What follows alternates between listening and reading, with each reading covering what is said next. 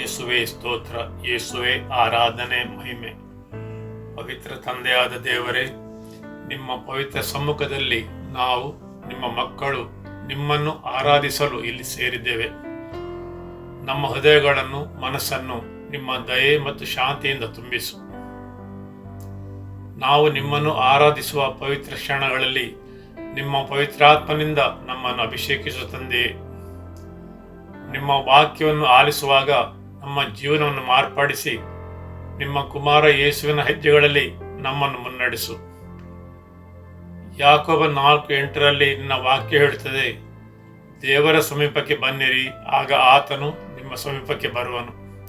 ತಂದೆಯೇ, ಈ ದಿನದ ವಾಕ್ಯವನ್ನು ಆಲಿಸುವಾಗ ನಮ್ಮ ಹೃದಯಗಳನ್ನು ತೆರೆದು ನಿಮ್ಮ ಆಶೀರ್ವಾದಗಳು ನಮಗೆ ನೀಡು ತಂದೆಯೇ. ಈ ಪ್ರಾರ್ಥನೆಯನ್ನು ನಮ್ಮ ಪ್ರಭುವಾದ ಯೇಸು ಕ್ರಿಸ್ತನ ಪರಿಶುದ್ಧ ನಾಮದಲ್ಲಿ ಪ್ರಾರ್ಥಿಸುತ್ತೇವೆ. ಆಮೆನ್. ಯೇಸುವೇ ನಿಮಗೆ ವಂದನೆ, ಯೇಸುವೇ ನಿಮಗೆ ಆರಾಧನೆ, ಯೇಸುವೇ ನಿಮಗೆ ವಂದನೆ. ಹಾಲೆಲೂಯ, ಹಾಲೆಲೂಯ. ಯೇಸುವೇ ನಿಮಗೆ ಆರಾಧನೆ. ಹಾಲೆಲೂಯ, ಹಾಲೆಲೂಯ. ಯೇಸುವೇ ನಿಮಗೆ ವಂದನೆ. ಹಾಲೆಲೂಯ. ಯೇಸುವೇ ನಿಮಗೆ ಆರಾಧನೆ. ಹಾಲೆಲೂಯ, ಹಾಲೆಲೂಯ. ಯೇಸುವೇ ನಿಮಗೆ ವಂದನೆ. ಹಾಲೆಲೂಯ, ಹಾಲೆಲೂಯ. ಶಿಗಾರಾಧೆ ಯೇಸುವೇ ನಿಮಗೆ ಆರಾಧನೆ. ಹಾಲೆಲೂಯ, ಹಾಲೆಲೂಯ. ಹಾಲೆಲೂಯ, ಹಾಲೆಲೂಯ, ಹಾಲೆಲೂಯ.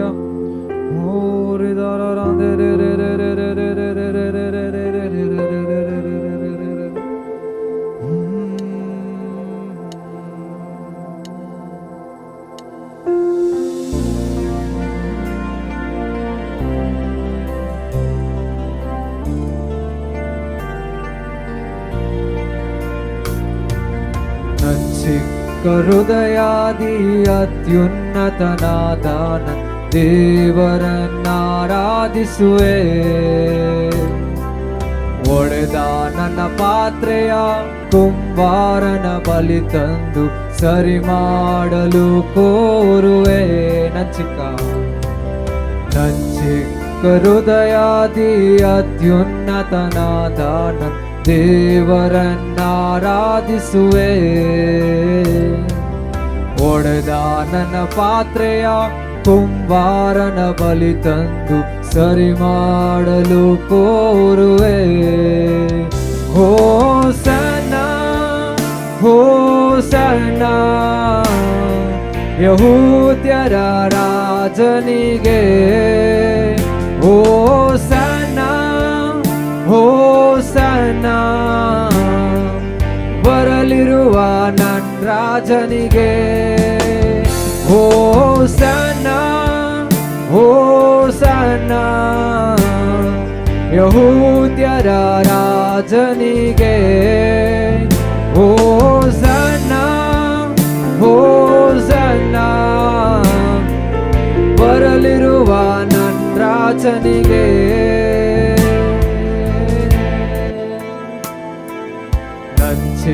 ಹೃದಯಾದಿ ಅತ್ಯುನ್ನತನಾದ ದೇವರನ್ನಾರಾಧಿಸುವೆ.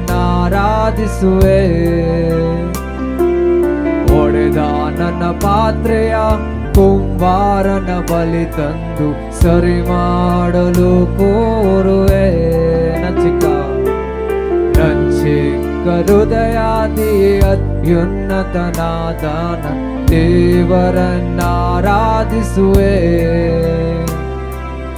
ಒಡೆದ ನನ್ನ ಪಾತ್ರೆಯ ಕುಂಬಾರನ ಬಳಿ ತಂದು ಸರಿ ಮಾಡಲು ಕೋರುವೆ. ಹೋಸನ್ನ, ಹೋಸನ್ನ, ಯಹೂದ್ಯರ ರಾಜನಿಗೆ. ಹೋಸನ್ನ, ಹೋಸನ್ನ, ಬರಲಿರುವ ನನ್ನ ರಾಜನಿಗೆ. ಹೋಸನ್ನ, ಹೋಸನ್ನ, ಯಹೂದ್ಯರ ರಾಜನಿಗೆ. ಹೋಸನ್ನ, ಹೋಸನ್ನ, ಬರಲಿರುವ ನನ್ನ ರಾಜನಿಗೆ ಮಣ್ಣಿನಿಂದ ತೆಗೆಲ್ಪಟ್ಟೆನು, ಮರಳಿ ಮಣ್ಣಿಗೆ ನಾ ಸೇರುವೆ. ಮಣ್ಣಿನಿಂದ ತೆಗೆಲ್ಪಟ್ಟೆನು, ಮರಳಿ ಮಣ್ಣಿಗೆ ನಾ ಸೇರುವೆ. ಮಣ್ಣಾದ ನನ್ನ ಮಹಿಮೆಯಾಗಿಸಲು ನಿನ್ ಮಹಿಮೆಯ ತೇಜಿಸಿದೆ. ಮಣ್ಣಾದ ನನ್ನ ಮಹಿಮೆಯಾಗಿಸಲು ನಿನ್ ಮಹಿಮೆಯ ತೇಜಿಸಿದೆ. ಹೋಸನ್ನ ಹೋಸನ್ನ ಯಹೂದ್ಯರ ರಾಜನಿಗೆ. ಹೋಸನ್ನ ಹೋಸನ್ನ ಬರಲಿರುವ ನನ್ನ ರಾಜನಿಗೆ. ಹೋಸನ್ನ ಹೋಸನ್ನ ಹೋಸನ್ನ ಯಹೂದ್ಯರ ರಾಜನಿಗೆ. ಹೋಸನ್ನ ಹೋಸನ್ನ ಬರಲಿರುವ ನನ್ನ ರಾಜನಿಗೆ. ಓ ಓ ಓ ಓ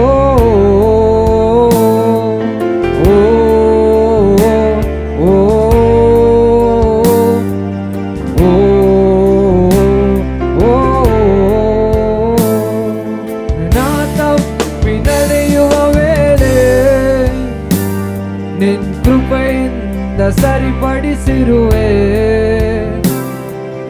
ನಾ ತಪ್ಪಿ ನಡೆಯುವ ವೇಳೆ ನಿನ್ ಕೃಪೆಯಿಂದ ಸರಿಪಡಿಸಿರುವೆ. ನನ್ ಕಾಲ್ಗಳ ಸ್ಥಿರಪಡಿಸಿ ನಿನ್ನೊಂದಿಗೆ ನಡೆಯಲು ಕೃಪೆ ನೀ ನೀಡಿದೆ. ನನ್ನ ಕಾಲ್ಗಳ ಸ್ಥಿರಪಡಿಸಿ ನಿನ್ನೊಂದಿಗೆ ನಡೆಯಲು ಕೃಪೆ ನೀ ನೀಡಿದೆ. ಹೋಸನ್ನ ಹೋಸನ್ನ ಯಹೂದ್ಯರ ರಾಜನಿಗೆ. ಹೋಸನ್ನ ಹೋಸನ್ನ ಬರಲಿರುವ ನನ್ನ ರಾಜನಿಗೆ. ಈ ಲೋಕಯಾತ್ರಿಯೋ ನನಗಿರುವ ಬಯಕೆಯಲ್ಲ. ಈ ಲೋಕಯಾತ್ರೆಯೋ ನನಗಿರುವ ಬಯಕೆಯಲ್ಲ. ನನ್ ಕೊನೆ ಉಸಿರು ಇರುವವರೆಗೂ ನಿನ್ನ ನಾಮವ ಸಾರುವುದೊಂದೇ. ನನ್ ಕೊನೆ ಉಸಿರು ಇರುವವರೆಗೂ ನಿನ್ನ ನಾಮವ ಸಾರುವುದೊಂದೇ. ಹೋಸನ್ನ ಹೋಸನ್ನ ಯಹೂದ್ಯರ ರಾಜನಿಗೆ. ಹೋಸನ್ನ ಹೋಸನ್ನ ಬರಲಿರುವ ನನ್ನ ರಾಜನಿಗೆ. ಹೋಸನ್ನ ಹೋಸನ್ನ ಯಹೂದ್ಯರ ರಾಜನಿಗೆ. ಹೋಸನ್ನ ಹೋಸನ್ನ ಬರಲಿರುವ ನನ್ನ ರಾಜನಿಗೆ.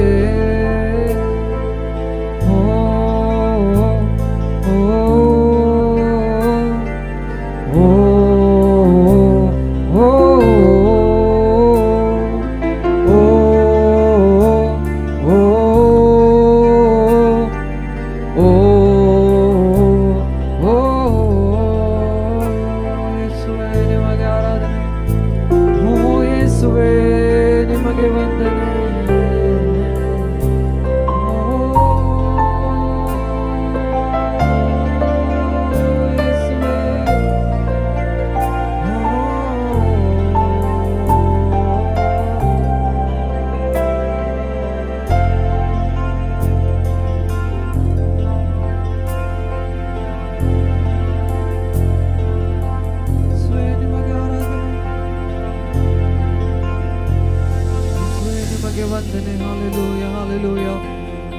ಯೇಸುವೆ, ಆರಾಧನೆ ಯೇಸುವೆ, ನಿಮಗೆ ಆರಾಧನೆ.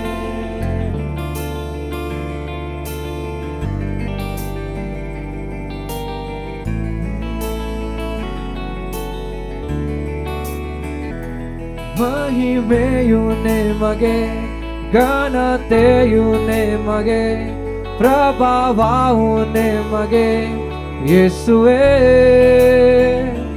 ಮಹಿಮೆಯು ನಿಮಗೆ, ಘನತೆಯು ನಿಮಗೆ, ಪ್ರಭಾವವು ನಿಮಗೆ ಯೇಸುವೆ. ಮಹಿಮೆಯು ನಿಮಗೆ, ಮಹಿಮೆಯು ನಿಮಗೆ, ಘನತೆಯು ನಿಮಗೆ, ಪ್ರಭಾವವು ನಿಮಗೆ ಯೇಸುವೆ. ಮಹಿಮೆಯು ನಿಮಗೆ, ಘನತೆಯು ನಿಮಗೆ, ಪ್ರಭಾವವು ನಿಮಗೆ ಯೇಸುವೆ. ಯೇಸುವೆ, ಯೇಸುವೆ, ಯೇಸುವೆ, ಯೇಸುವೆ, ಯೇಸುವೆ, ಯೇಸುವೆ, ಯೇಸುವೆ, ಯೇಸುವೆ. ಮಹಿಮೆಯು, ಮಹಿಮೆಯು ನಿಮಗೆ, ಘನತೆಯು ನಿಮಗೆ, ಪ್ರಭಾವವು ನಿಮಗೆ ಯೇಸುವೆ. ಮಹಿಮೆಯು ನಿಮಗೆ, ಘನತೆಯು ನಿಮಗೆ, ಪ್ರಭಾವವು ನಿಮಗೆ ಯೇಸುವೆ. ಯೇಸುವೆ, ಯೇಸುವೆ, ಯೇಸುವೆ, ಯೇಸುವೆ. ರಾಜನೇ, ರಾಜನೇ, ರಾಜನೇ, ರಾಜನೇ, ರಾಜನೇ. ತಂದೆಯೇ, ತಂದೆಯೇ, ತಂದೆಯೇ, ತಂದೆಯೇ, ತಂದೆಯೇ. ದೂತರು, ದೂತರು ನಿನ್ನನ್ನು ಆರಾಧಿಸುವರು. ಶುದ್ಧ, ಪರಿಶುದ್ಧ, ನಾವು ನಿನ್ನನ್ನು ಆರಾಧಿಸುವೆವು. ಯೋಗ್ಯ, ನೀನೇ ಯೋಗ್ಯ. ದೂತರು, ದೂತರು ನಿನ್ನನ್ನು ಆರಾಧಿಸುವರು. ಶುದ್ಧ, ಪರಿಶುದ್ಧ, ನಾವು ನಿನ್ನನ್ನು ಆರಾಧಿಸುವೆವು. ಯೋಗ್ಯ, ನೀನೇ ಯೋಗ್ಯ. ಮಹಿಮೆಯು ನಿಮಗೆ, ಘನತೆಯು ನಿಮಗೆ, ಪ್ರಭಾವವು ನಿಮಗೆ ಯೇಸುವೆ. ಮಹಿಮೆಯು ನಿಮಗೆ, ಘನತೆಯು ನಿಮಗೆ, ಪ್ರಭಾವವು ನಿಮಗೆ ಯೇಸುವೆ. ಯೇಸುವೆ, ಯೇಸುವೆ, ಯೇಸುವೆ, ಯೇಸುವೆ. ರಾಜನೇ, ರಾಜನೇ, ರಾಜನೇ, ರಾಜನೇ. ತಂದೆಯೇ, ತಂದೆಯೇ, ತಂದೆಯೇ, ತಂದೆಯೇ. ಮಹಿಮೆಯು ನಿಮಗೆ, ಘನತೆಯು ನಿಮಗೆ, ಪ್ರಭಾವವು ನಿಮಗೆ ಯೇಸುವೆ. ಮಹಿಮೆಯು ನಿಮಗೆ, ಘನತೆಯು ನಿಮಗೆ, ಪ್ರಭಾವವು ನಿಮಗೆ ಯೇಸುವೆ.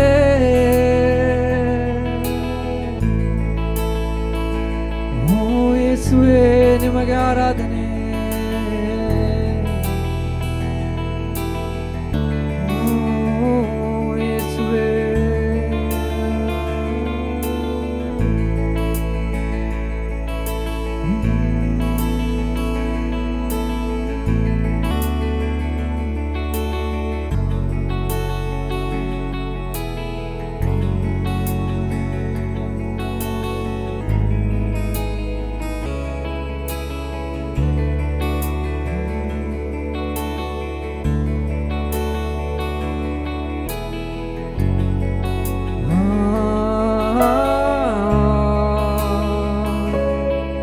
Yeshua,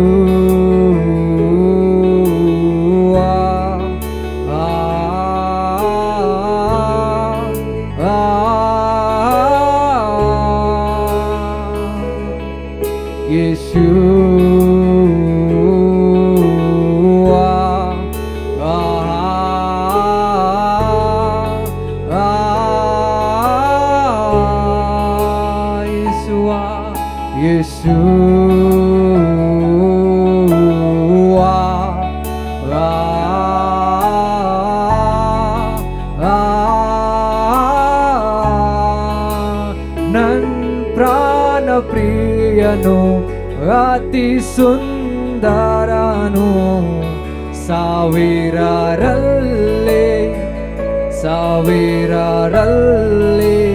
ನನ್ ಪ್ರಾಣ ಪ್ರಿಯನು ಅತಿ ಸುಂದರನು ಸಾವಿರರಲ್ಲಿ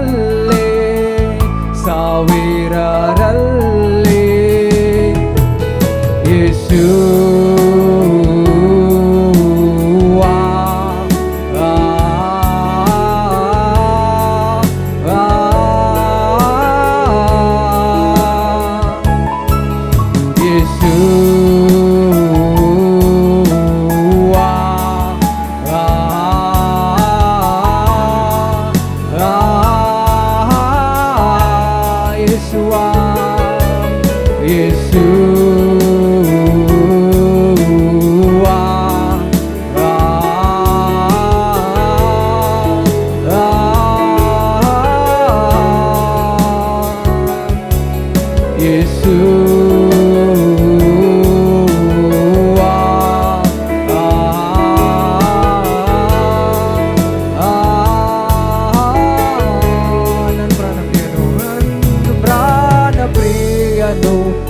ಅತಿ ಸುಂದರನು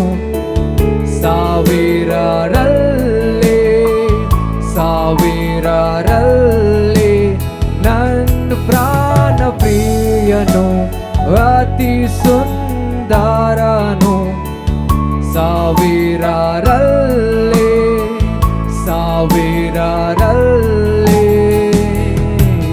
ಯೇಸು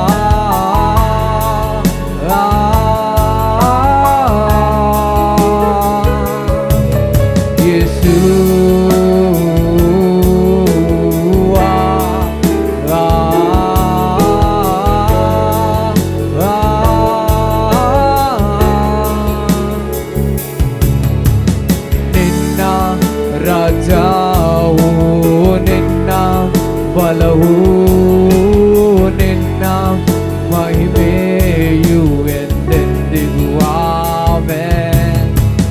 ನಿನ್ನ ರಾಜಾವು ನಿನ್ನ ಬಲವು ನಿನ್ನ ಮಹಿಮೆಯು ಎಂದೆಂದಿಗೂ ಆಮೆನ್.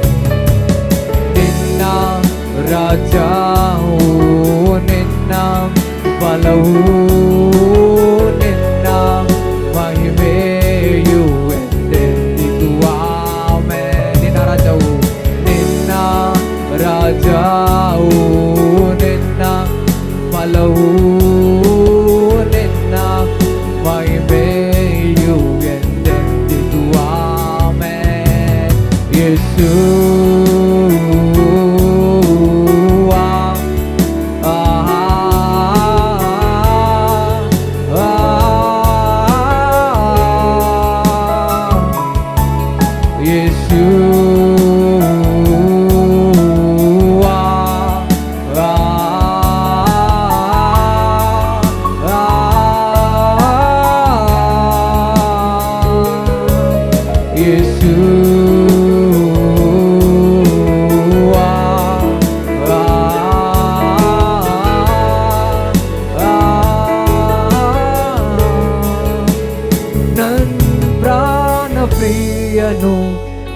ಅತಿ ಸುಂದರನು ಸಾವಿರರಲ್ಲಿ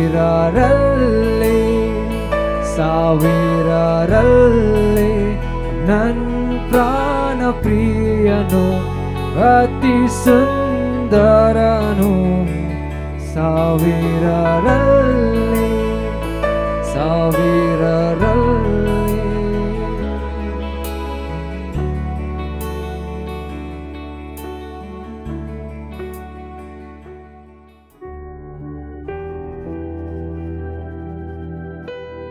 ಹಾಲೆಲೂಯ. ಯೇಸುವೇ ಸ್ತೋತ್ರ. ಆಮೆನ್. ಪರಮಗೀತೆ ಅಧ್ಯಾಯ 3 ವಾಕ್ಯ 6. ವರ್ತಕರು ಮಾರುವ ಸಕಲ ಸುಗಂಧ ತೈಲಗಳಿಂದ, ರಸಗಂಧ, ಸಾಂಬ್ರಾಣಿ ಧೂಪ ಮುಂತಾದ ದ್ರವ್ಯಗಳಿಂದ ಧೂಮ ಸ್ತಂಭಗೋಳೋಪಾದಿಯಲ್ಲಿ ಹೊರಹೊಮ್ಮುತ್ತಿರುವ ಅರಣ್ಯ ಮಾರ್ಗವಾಗಿ ಬರುತ್ತಿರುವ ಈ ಮೆರವಣಿಗೆ ಯಾರದು? ಆಮೆನ್. ಅರಣ್ಯ ಮಾರ್ಗವಾಗಿ ಬರುತ್ತಿರುವ ಈ ಮೆರವಣಿಗೆ ಯಾರದು? ವರ್ತಕರು ಮಾರುವ ಸಕಲ ಸುಗಂಧ ತೈಲಗಳಿಂದ, ರಸಗಂಧ, ಸಾಂಬ್ರಾಣಿ ಧೂಪ ಮುಂತಾದ ದ್ರವ್ಯಗಳಿಂದ ಧೂಮ ಸ್ತಂಭಗಳೋಪದಿಯಲ್ಲಿ ಹೊರಹೊಮ್ಮುತ್ತಿರುವ ಅರಣ್ಯ ಮಾರ್ಗವಾಗಿ ಬರುತ್ತಿರುವ ಈ ಮೆರವಣಿಗೆ ಯಾರದು? ಹಾಲೆಲೂಯ. ದೇವರ ವಾಕ್ಯ ಹೇಳ್ತದೆ, ಅರಣ್ಯ ಮಾರ್ಗವಾಗಿ ಬರುತ್ತಿರುವ ಈ ಮೆರವಣಿಗೆ ಯಾರದು? ಹೇಗೆ ಈ ಮನುಷ್ಯ ಹೊರಬರುತ್ತಾನೆ? ಅವನು ಸುಗಂಧ ತೈಲಗಳಿಂದ, ರಸಗಂಧ, ಸಾಂಬ್ರಾಣಿ ಧೂಪ ಮುಂತಾದ ದ್ರವ್ಯಗಳೊಂದಿಗೆ, ವರ್ತಕರು ಮಾರುವ ಸಕಲ ಸುಗಂಧ ತೈಲಗಳೊಂದಿಗೆ. ಸುಗಂಧ ತೈಲಗಳು, ರಸಗಂಧವು ಅಭಿಷೇಕ ತೈಲದ ಭಾಗವಾಗಿದೆ, ಸರಿಯಲ್ಲವೇ? ಅಭಿಷೇಕ ತೈಲವನ್ನು ಸುಗಂಧ ದ್ರವ್ಯ, ರಸಗಂಧಗಳನ್ನು ಉಪಯೋಗಿಸಿ ಮಾಡುತ್ತಾರೆ. ಇಲ್ಲಿ ದೇವರ ವಾಕ್ಯ ಹೇಳುತ್ತದೆ ಅರಣ್ಯ ಮಾರ್ಗವಾಗಿ ಹೊರಬರುತ್ತಿರುವವನ ಬಗ್ಗೆ. ಅವನು ಹೇಗೆ ಹೊರಬರುತ್ತಾನೆ? ಅವನು ಸುಗಂಧ ತೈಲ ಮತ್ತು ರಸಗಂಧ ದ್ರವ್ಯಗಳೊಂದಿಗೆ, ವರ್ತಕರು ಮಾರುವ ಸಕಲ ಸುಗಂಧ ತೈಲ, ರಸಗಂಧ, ಸಾಂಬ್ರಾಣಿ ಧೂಪಗಳೊಂದಿಗೆ. ಈ ಮನುಷ್ಯನು ತನ್ನ ಅರಣ್ಯ ಜೀವನದಲ್ಲಿ ಪಡೆದುಕೊಂಡ ವಸ್ತುಗಳು, ಅವುಗಳು ಸುಗಂಧ ಬೀರುವ ದ್ರವ್ಯಗಳೊಂದಿಗೆ, ಅಭಿಷೇಕ ತೈಲದೊಂದಿಗೆ ಹೊರಬರುತ್ತಾನೆ. ಹೌದು, ಅಭಿಷೇಕ ತೈಲ, ಸಾಂಬ್ರಾಣಿ ಮುಂತಾದ ದ್ರವ್ಯಗಳೊಂದಿಗೆ. ಇಲ್ಲಿ ಈಗ ದೇವರ ವಾಕ್ಯದ ಮುಖಾಂತರ ನಾವು ನೋಡುವುದಾದರೆ, ಮರುಭೂಮಿಯು ಬೇರ್ಪಡಿಸುವ ಸ್ಥಳವಾಗಿದೆ. ಅದೇ ರೀತಿ ಮರುಭೂಮಿಯು ಒಂದು ಸಿದ್ಧಪಡಿಸುವ ಸ್ಥಳವಾಗಿದೆ, ಹಾಗೂ ಮರುಭೂಮಿಯು ಒಂದು ಪ್ರಕಟಣೆಯನ್ನು ಪಡೆಯುವ ಸ್ಥಳವಾಗಿದೆ. ಯಾವಾಗ ಮೋಸೆಯು ತಾನು ಇಸ್ರಾಯೇಲನೆಂದು ತಿಳಿದುಕೊಂಡ, ಆಗ ಅವನು ಅವರ ಬಿಡುಗಡೆಗೆ ಪ್ರಯತ್ನಿಸಿದ. ಅದನ್ನು ಅವನು ಹೇಗೆ ಮಾಡಿದ? ಒಬ್ಬ ಐಗುಪ್ತನನ್ನು ಕೊಂದು. ಹೌದು, ಇಸ್ರಾಯೇಲರಿಗೆ ಬಿಡುಗಡೆಯನ್ನು ನೀಡುವ ಮೊದಲು ಅವನು ಎಷ್ಟು ಮಂದಿ ಐಗುಪ್ತರನ್ನು ಕೊಲ್ಲಬೇಕಾಗಿತ್ತು? ಮೋಸೆಯು ಮಾಡಿದಂತೆ ನಾವು ಸಹ ನಮ್ಮ ಲೌಕಿಕ ತಿಳುವಳಿಕೆಯ ಮುಖಾಂತರ ಹಲವು ಕಾರ್ಯಗಳನ್ನು ದೇವರ ರಾಜ್ಯಕ್ಕೋಸ್ಕರ ಮಾಡುತ್ತೇವೆ. ಮೋಸೆಗೆ ಪ್ರಕಟಣೆ ಇತ್ತು, ಅವನು ಇಸ್ರಾಯೇಲರನ್ನು ಬಿಡುಗಡೆಗೊಳಿಸುವವನೆಂದು ಅವನು ತಿಳಿದಿದ್ದ. ಆದರೆ ಆ ಸ್ಥಳದಿಂದ ಆತನು ಓಡಿ ಹೋಗಬೇಕಾಯಿತು ಮತ್ತು ಅವನು ಮಿದ್ಯಾನರ ಮರುಭೂಮಿಗೆ ಬಂದನು. 40 ವರ್ಷದ ಆ ಕಾಲವು ಮಿದ್ಯಾನರ ಮರುಭೂಮಿಯಲ್ಲಿ ಅವನು ಪ್ರತ್ಯೇಕವಾಗಿದ್ದನು. ಅವನು ಪ್ರತಿಯೊಬ್ಬರಿಂದ ಬೇರ್ಪಟ್ಟಿದ್ದನು. ಅವನು ಪ್ರತಿಯೊಂದರಿಂದಲೂ ಬೇರ್ಪಟ್ಟಿದ್ದನು. ಅವನು ಜೀವಿಸಿದ ಆ ಆರಾಮದಾಯಕ ಜೀವನ, ಅರಮನೆಯ ಸೌಕರ್ಯಗಳು, ಸವಲತ್ತುಗಳು, ಐಗುಪ್ತ ದೇಶದ ಪ್ರತಿಯೊಂದರಿಂದಲೂ ಅವನು ಬೇರ್ಪಟ್ಟಿದ್ದನು ಮತ್ತು ಆ 40 ವರ್ಷಗಳು ಅವನಿಗೆ ಬಹುಕಾಲವಾಗಿ ತೋರುತ್ತದೆ. ಆ 40 ವರ್ಷಗಳಲ್ಲಿ ದೇವರು ಅವನನ್ನು ಸಿದ್ಧಪಡಿಸುತ್ತಿದ್ದನು. ಆ ಮರುಭೂಮಿಯಲ್ಲಿ ದೇವರು ಆತನನ್ನೇ ಮೋಸೆಗೆ ಭೇಟಿಯಾಗಿ ಪ್ರಕಟಪಡಿಸುವವರೆಗೆ, ಹೌದು, ಅಲ್ಲಿ ಅವನಿಗೆ ಪ್ರಕಟಣೆಯು ದೊರೆಯಿತು. ಅಲ್ಲಿ ದೇವರ ಭೇಟಿಯಾಯಿತು. ಇಸ್ರಾಯೇಲರನ್ನು ನೋಡುವುದಾದರೆ, ದೇವರು ಐಗುಪ್ತ ದೇಶದಿಂದ ಇಸ್ರಾಯೇಲನ್ನು ಹೊರಗೆ ತಂದರು. ಅವರು ಐಗುಪ್ತರಿಂದ ಬೇರ್ಪಟ್ಟರು. ಅವರು ಎಲ್ಲಿಂದ ಹೇಗೆ ಹೊರಬಂದರು? ಮರುಭೂಮಿ ಮಾರ್ಗವಾಗಿ, ಸರಿಯಲ್ಲವೇ? ಅವರು ಮರುಭೂಮಿಯಲ್ಲಿದ್ದರು ಮತ್ತು ದೇವರು ಆ ಮರುಭೂಮಿಯಲ್ಲಿ ಐಗುಪ್ತ ದೇಶದ ಎಲ್ಲವುಗಳಿಂದ ಅವರನ್ನು ಬೇರ್ಪಡಿಸಿದರು. ಅನೇಕರು ಆ ಬೇರ್ಪಡುವಿಕೆಗೋಸ್ಕರ ಹೋರಾಟ ನಡೆಸಬೇಕಾಗಿತ್ತು. ಯಾಕೆಂದರೆ ಅವರಲ್ಲಿ ಇನ್ನೂ ಕೆಲವರು ಐಗುಪ್ತದ ವಿಷಯಗಳಿಗೋಸ್ಕರ ಹಾತೊರೆಯುತ್ತಿದ್ದರು. ಹೌದು, ಅವರು ಹೇಳುತ್ತಿದ್ದರು, ಅಯ್ಯೋ, ಐಗುಪ್ತ ದೇಶದ ಸೌತೆ, ಐಗುಪ್ತ ದೇಶದ ನೀರುಳ್ಳಿ, ಐಗುಪ್ತ ದೇಶದ ಬೇರೆ ಅನೇಕ ವಿಷಯಗಳು. ದೇವರು ನಮ್ಮನ್ನು ಬಿಡುಗಡೆಗೊಳಿಸಿದರೂ ನಮ್ಮ ಮನಸ್ಸು ಮತ್ತು ಐಗುಪ್ತ ದೇಶದ ವಸ್ತುಗಳನ್ನು ಹಂಬಲಿಸುತ್ತದೆ. ಆ ಮರುಭೂಮಿಯ ಅನಿಶ್ಚಿತತೆಯು ಅವರು ದೇವರನ್ನು ಸಂಪೂರ್ಣವಾಗಿ ಹೊಂದಿಕೊಳ್ಳಲು ಕಾರಣವಾಯಿತು. ಅಲ್ಲಿ ಆಹಾರ ಪೂರೈಕೆ ಇರಲಿಲ್ಲ, ನೀರಿನ ಸೌಲಭ್ಯವಿರಲಿಲ್ಲ. ವಾತಾವರಣ ಮತ್ತು ಹವಾಮಾನ ಎಲ್ಲವೂ ವಿರುದ್ಧವಾಗಿತ್ತು. ಆ ಮರುಭೂಮಿಯ ಅನಿಶ್ಚಿತತೆಯು ಅವರು ದೇವರ ಬೇರೆ ಬೇರೆ ಆಯಾಮಗಳನ್ನು ತಿಳಿಯುವ ಹಾಗೆ, ಅನುಭವಿಸುವ ಹಾಗೆ, ಆತನ ಶಕ್ತಿ, ಬಲ, ಪೂರೈಸುವಿಕೆ, ಆತನ ಒಳ್ಳೆತನ, ಆತನ ದಯಾಳುತನ, ಆತನ ಕಾಳಜಿ ಎಲ್ಲವನ್ನೂ ಅರಿಯುವ ಹಾಗಾಯಿತು. ಆಮೇನ್. ಹಗಲಲ್ಲಿ ನಿಜವಾಗಿಯೂ ವಾತಾವರಣ ಬಿಸಿಯಾಗಿತ್ತು, ಆದರೆ ದೇವರ ಮೋಡವು ನೆರಳಾಗಿ ಅವರ ಮೇಲೆ ಆವರಿಸಿತ್ತು. ಹಾಗೆಯೇ ರಾತ್ರಿ ವಿಪರೀತ ಚಳಿ ಇರುವಾಗ ದೇವರು ಬೆಂಕಿಯ ಸ್ತಂಭವಾಗಿ ಅವರನ್ನು ಆವರಿಸಿದ್ದರು. ಹಾಗೆ ಆ ಮರುಭೂಮಿಯಲ್ಲಿ ದೇವರ ಕಾಳಜಿ ವಹಿಸುವ ಅವರ ಬಲಗೈಯ ಶಕ್ತಿಯನ್ನು ಅನುಭವಿಸುವಂತೆ ಮಾಡಿತು. ನಿಮ್ಮ ಕ್ರಿಶ್ಚಿಯನ್ ಜೀವನದಲ್ಲಿ ನೀವು ಮರುಭೂಮಿಯ ಅನುಭವವನ್ನು ಪಡೆಯದಿದ್ದರೆ ನೀವು ಇನ್ನೂ ನಿಮ್ಮ ಪ್ರಯಾಣವನ್ನು ಆರಂಭಿಸಿಲ್ಲವೆಂದು ಅರ್ಥ. ಇಸ್ರಾಯೇಲರ ಪ್ರಯಾಣ ಪ್ರಾರಂಭವಾದದ್ದು ಮರುಭೂಮಿಯಿಂದ. ಅಲ್ಲಿ ಅವರು ಎಲ್ಲದರಿಂದ ಬೇರ್ಪಟ್ಟಂತೆ ಅನುಭವವನ್ನು ಪಡೆದರು. ಅಲ್ಲಿ ಇರುವ ಎಲ್ಲ ಆರಾಮದ ವಿಷಯಗಳು ಅವರಿಗೆ ಅನಾನುಕೂಲವಾಗಿ ಕಂಡವು. ಆ ಅರಣ್ಯದ ಪ್ರಯಾಣದಲ್ಲಿ ಅವರು ದೇವರ ಜೊತೆ ಕೋಪಗೊಂಡರು. ಅವರ ಹೃದಯವನ್ನು ಕಠಿಣ ಮಾಡಿಕೊಂಡರು. ಯಾಕೆಂದರೆ ಆ ಅರಣ್ಯದಲ್ಲಿ ಅನೇಕ ವಿಷಯಗಳು ಅವರಿಗೆ ಅನುಕೂಲವಾಗಿರಲಿಲ್ಲ. ನೀವಲ್ಲಿ ದುರ್ಬಲರಾದಂತೆ ಅಸಹಕಾರ ಆಗಿ ಎಲ್ಲ ಸಂಗತಿಗಳು ಮಬ್ಬಾಗಿ ಕಾಣುತ್ತವೆ.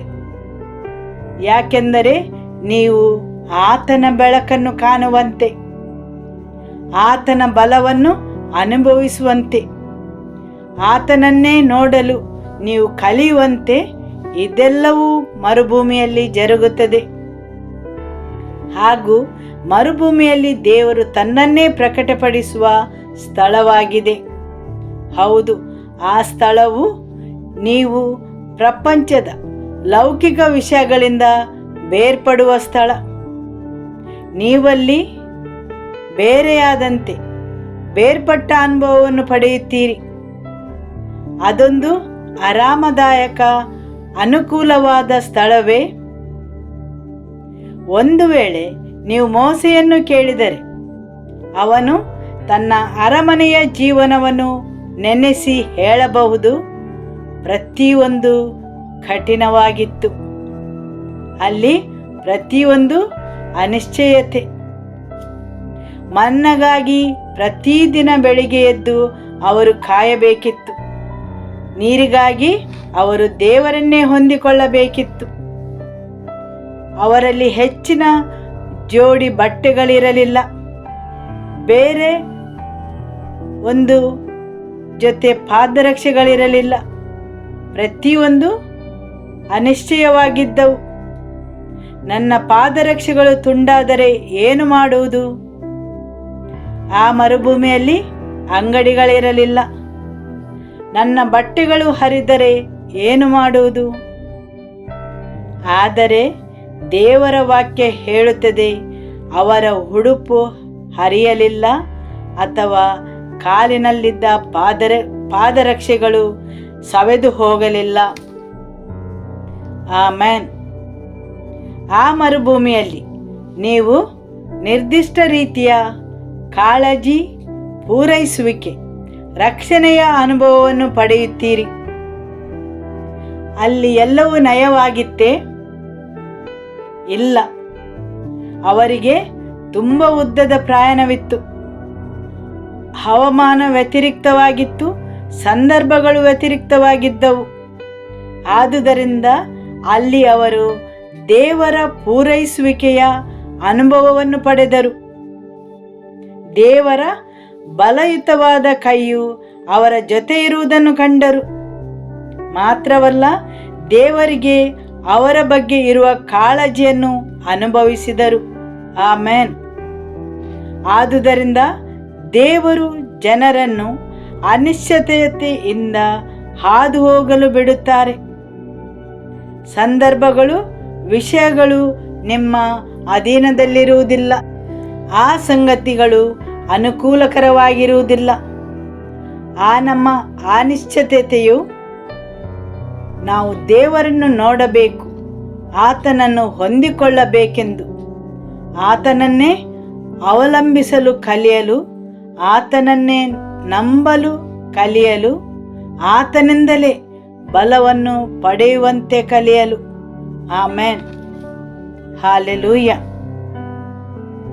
ಧರ್ಮೋಪದೇಶ ಕಾಂಡ ಅಧ್ಯಾಯ 29 ವಾಕ್ಯ 5 ಮತ್ತು 6. 40 ವರ್ಷ ನಾನು ನಿಮ್ಮನ್ನು ಅರಣ್ಯದಲ್ಲಿ ನಡೆಸಿಕೊಂಡು ಬಂದಿದ್ದೇನೆ. ನಿಮ್ಮ ಮೈಮೇಲಿದ್ದ ಉಡುಪು ಹರಿಯಲಿಲ್ಲ ಅಥವಾ ಕಾಲಿನಲ್ಲಿದ್ದ ಕೆರವಾಗಲಿ ಸವೆದು ಹೋಗಲಿಲ್ಲ. ನೀವು ರೊಟ್ಟಿಯನ್ನು ತಿನ್ನಲಿಲ್ಲ, ದ್ರಾಕ್ಷಾರಸವನ್ನಾಗಲಿ ಯಾವ ಮದ್ಯವನ್ನಾಗಲಿ ಕುಡಿಯಲೇ ಇಲ್ಲ. ಯೆಹೋವನೇ ನಿಮ್ಮ ದೇವರು ಎಂಬುದು ನಿಮಗೆ ತಿಳಿಯಬೇಕೆಂಬ ಉದ್ದೇಶದಿಂದ ಹೀಗಾಯಿತು. ಹೌದು, ಅವರು ದುಡಿದು ಏನನ್ನೂ ಮಾಡಲಿಕ್ಕಿರಲಿಲ್ಲ. ಅವರು ರೊಟ್ಟಿಯನ್ನಾಗಲಿ ದ್ರಾಕ್ಷಾರಸವನ್ನಾಗಲಿ ಮಾಡಲಿಕ್ಕಿರಲಿಲ್ಲ. ವಸ್ತುಗಳನ್ನು ಸೇಕರಿಸಿಟ್ಟು ಅದನ್ನು ತಂದು ಉಪಯೋಗಿಸುವಂತಹ ಸ್ಥಳವೂ ಇರಲಿಲ್ಲ. ಅವರು ಪ್ರತಿದಿನ ರೊಟ್ಟಿಗಾಗಿ, ಮನ್ನಕ್ಕಾಗಿ ದೇವರನ್ನೇ ಅವಲಂಬಿತರಾಗಬೇಕಿತ್ತು. ಹೌದು, ಅನಿಶ್ಚಿತತೆಯ ಸ್ಥಳ.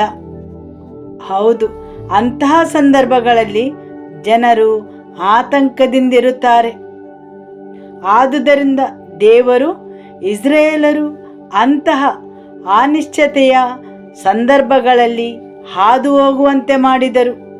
ಯಾಕೆಂದರೆ ಅವರು ದೇವರನ್ನೇ ಅವಲಂಬಿತರಾಗಬೇಕೆಂದು. ಆಮೆನ್. ಆತನನ್ನೇ ನಂಬಲು. ಗಲಾತ್ಯದವರಿಗೆ ಅಧ್ಯಾಯ 1 ವಾಕ್ಯ 17 ಮತ್ತು 18. ಯೆರೂಸಲೇಮಿಗೆ ನನಗಿಂತ ಮೊದಲು ಅಪೊಸ್ತಲರಾಗಿದ್ದವರ ಬಳಿಗೂ ಹೋಗದೆ ಅರಬಸ್ಥಾನಕ್ಕೆ ಹೋಗಿ ತಿರುಗಿ ದಮಸ್ಕಕ್ಕೆ ಬಂದೆನು. 3 ವರ್ಷಗಳ ತರುವಾಯ ಕೇಫನ ಪರಿಚಯವನ್ನು ಮಾಡಿಕೊಳ್ಳಬೇಕೆಂದು ಯೆರೂಸಲೇಮಿಗೆ ಹೋಗಿ ಅವನ ಬಳಿಯಲ್ಲಿ 15 ದಿನಗಳು ಇದ್ದೆನು. ಇಲ್ಲಿ ಪೌಲನು ದೇವರ ಜೊತೆ ಅವನ ಪ್ರಥಮ ಭೇಟಿಯಾದ ಮೇಲೆ ಅವನ ಪ್ರಯಾಣದ ಬಗ್ಗೆ ಹೇಳುತ್ತಾನೆ. ಪೌಲನು ಎಲ್ಲಿಗೆ ಹೋಗುತ್ತಾನೆ? ಅವನು ಹೇಳುತ್ತಾನೆ, ದೇವರು ನನ್ನನ್ನು ಅರಬದ ಮರುಭೂಮಿಗೆ ಕರೆದುಕೊಂಡು ಹೋದರು. ಅವನು ಅರಬಸ್ಥಾನಕ್ಕೆ ಹೋದನು. ಯೆರೂಸಲೇಮಿಗೆ ನನಗಿಂತ ಮೊದಲು ಅಪೊಸ್ತಲರಾಗಿದ್ದವರ ಬಳಿಗೂ ಹೋಗದೆ ಅರಬಸ್ಥಾನಕ್ಕೆ ಹೋಗಿ ತಿರುಗಿ ದಮಸ್ಕಕ್ಕೆ ಬಂದೆನು. ಹೌದು, ನಾನು ಅರಬಕ್ಕೆ ಹೋದೆನು ಮತ್ತು ದಮಸ್ಕಕ್ಕೆ ಹಿಂತಿರುಗಿ ಬಂದೆನು. ಅವನ ಪ್ರಯಾಣವು ಮರುಭೂಮಿಯಲ್ಲಿ ಪ್ರಾರಂಭವಾಯಿತು. ಅವನು ಅರಬಸ್ಥಾನದ ಮರುಭೂಮಿಯಲ್ಲಿ 3 ವರ್ಷ ಇದ್ದನು. ಆಮೇನ್. ಧರ್ಮೋಪದೇಶ ಕಾಂಡ ಅಧ್ಯಾಯ 29 ವಾಕ್ಯ 5 ಮತ್ತು 6. 40 ವರ್ಷ ನಾನು ನಿಮ್ಮನ್ನು ಅರಣ್ಯದಲ್ಲಿ ನಡೆಸಿಕೊಂಡು ಬಂದಿದ್ದೇನೆ. ನಿಮ್ಮ ಮೈಮೇಲಿದ್ದ ಉಡುಪು ಹರಿಯಲಿಲ್ಲ ಅಥವಾ ಕಾಲಿನಲ್ಲಿದ್ದ ಕೆರವಾಗಲಿ ಸವೆದು ಹೋಗಲಿಲ್ಲ. ನೀವು ರೊಟ್ಟಿಯನ್ನು ತಿನ್ನಲಿಲ್ಲ, ದ್ರಾಕ್ಷಾರಸವನ್ನಾಗಲಿ ಯಾವ ಮದ್ಯವನ್ನಾಗಲಿ ಕುಡಿಯಲೇ ಇಲ್ಲ. ಯೆಹೋವನೇ ನಿಮ್ಮ ದೇವರು ಎಂಬುದು ನಿಮಗೆ ತಿಳಿಯಬೇಕೆಂಬ ಉದ್ದೇಶದಿಂದ ಹೀಗಾಯಿತು. ಆಮೇನ್. ಇಲ್ಲಿ ದೇವರ ವಾಕ್ಯ ಹೇಳುತ್ತದೆ, ನಿಮ್ಮನ್ನು ಈ ಮರುಭೂಮಿಯಲ್ಲಿ ನಡೆಸಿಕೊಂಡು ಬಂದದ್ದು ಯಾಕೆಂದರೆ ಯೆಹೋವನೇ ನಿಮ್ಮ ದೇವರು ಎಂಬುದು ನಿಮಗೆ ತಿಳಿಯಬೇಕೆಂಬ ಉದ್ದೇಶದಿಂದ. ಅದೇನು ನೀವು ತಿಳಿಯಬೇಕೆಂದು ದೇವರ ಉದ್ದೇಶವಾಗಿದೆ? ನಿಮ್ಮ ಮರುಭೂಮಿಯ ಪ್ರಯಾಣದ ಕಾಲದಲ್ಲಿ ಆತನು ನಿಮ್ಮ ಮರುಭೂಮಿಯ ಅನುಭವದಲ್ಲಿ ಏನನ್ನು ಕಲಿಸಲು ಬಯಸುತ್ತಾನೆ? ನಿಮ್ಮ ಮರುಭೂಮಿಯ ಅನುಭವದಲ್ಲಿ ಏನನ್ನು ಪ್ರಕಟಿಸಲು ಬಯಸುತ್ತಾನೆ? ಅದೇನೆಂದರೆ ಆತನ ಬಗ್ಗೆ ನೀವು ಹೆಚ್ಚಾಗಿ ತಿಳಿಯಬೇಕೆಂಬ ಉದ್ದೇಶದಿಂದ. ಆಮೇನ್. ಇಸ್ರಾಯೇಲರಿಗೆ ಆತನು ಹೇಳುತ್ತಾನೆ, ಯೆಹೋವನೇ ನಿಮ್ಮ ದೇವರು ಎಂಬುದು ನಿಮಗೆ ತಿಳಿಯಬೇಕೆಂಬ ಉದ್ದೇಶದಿಂದ.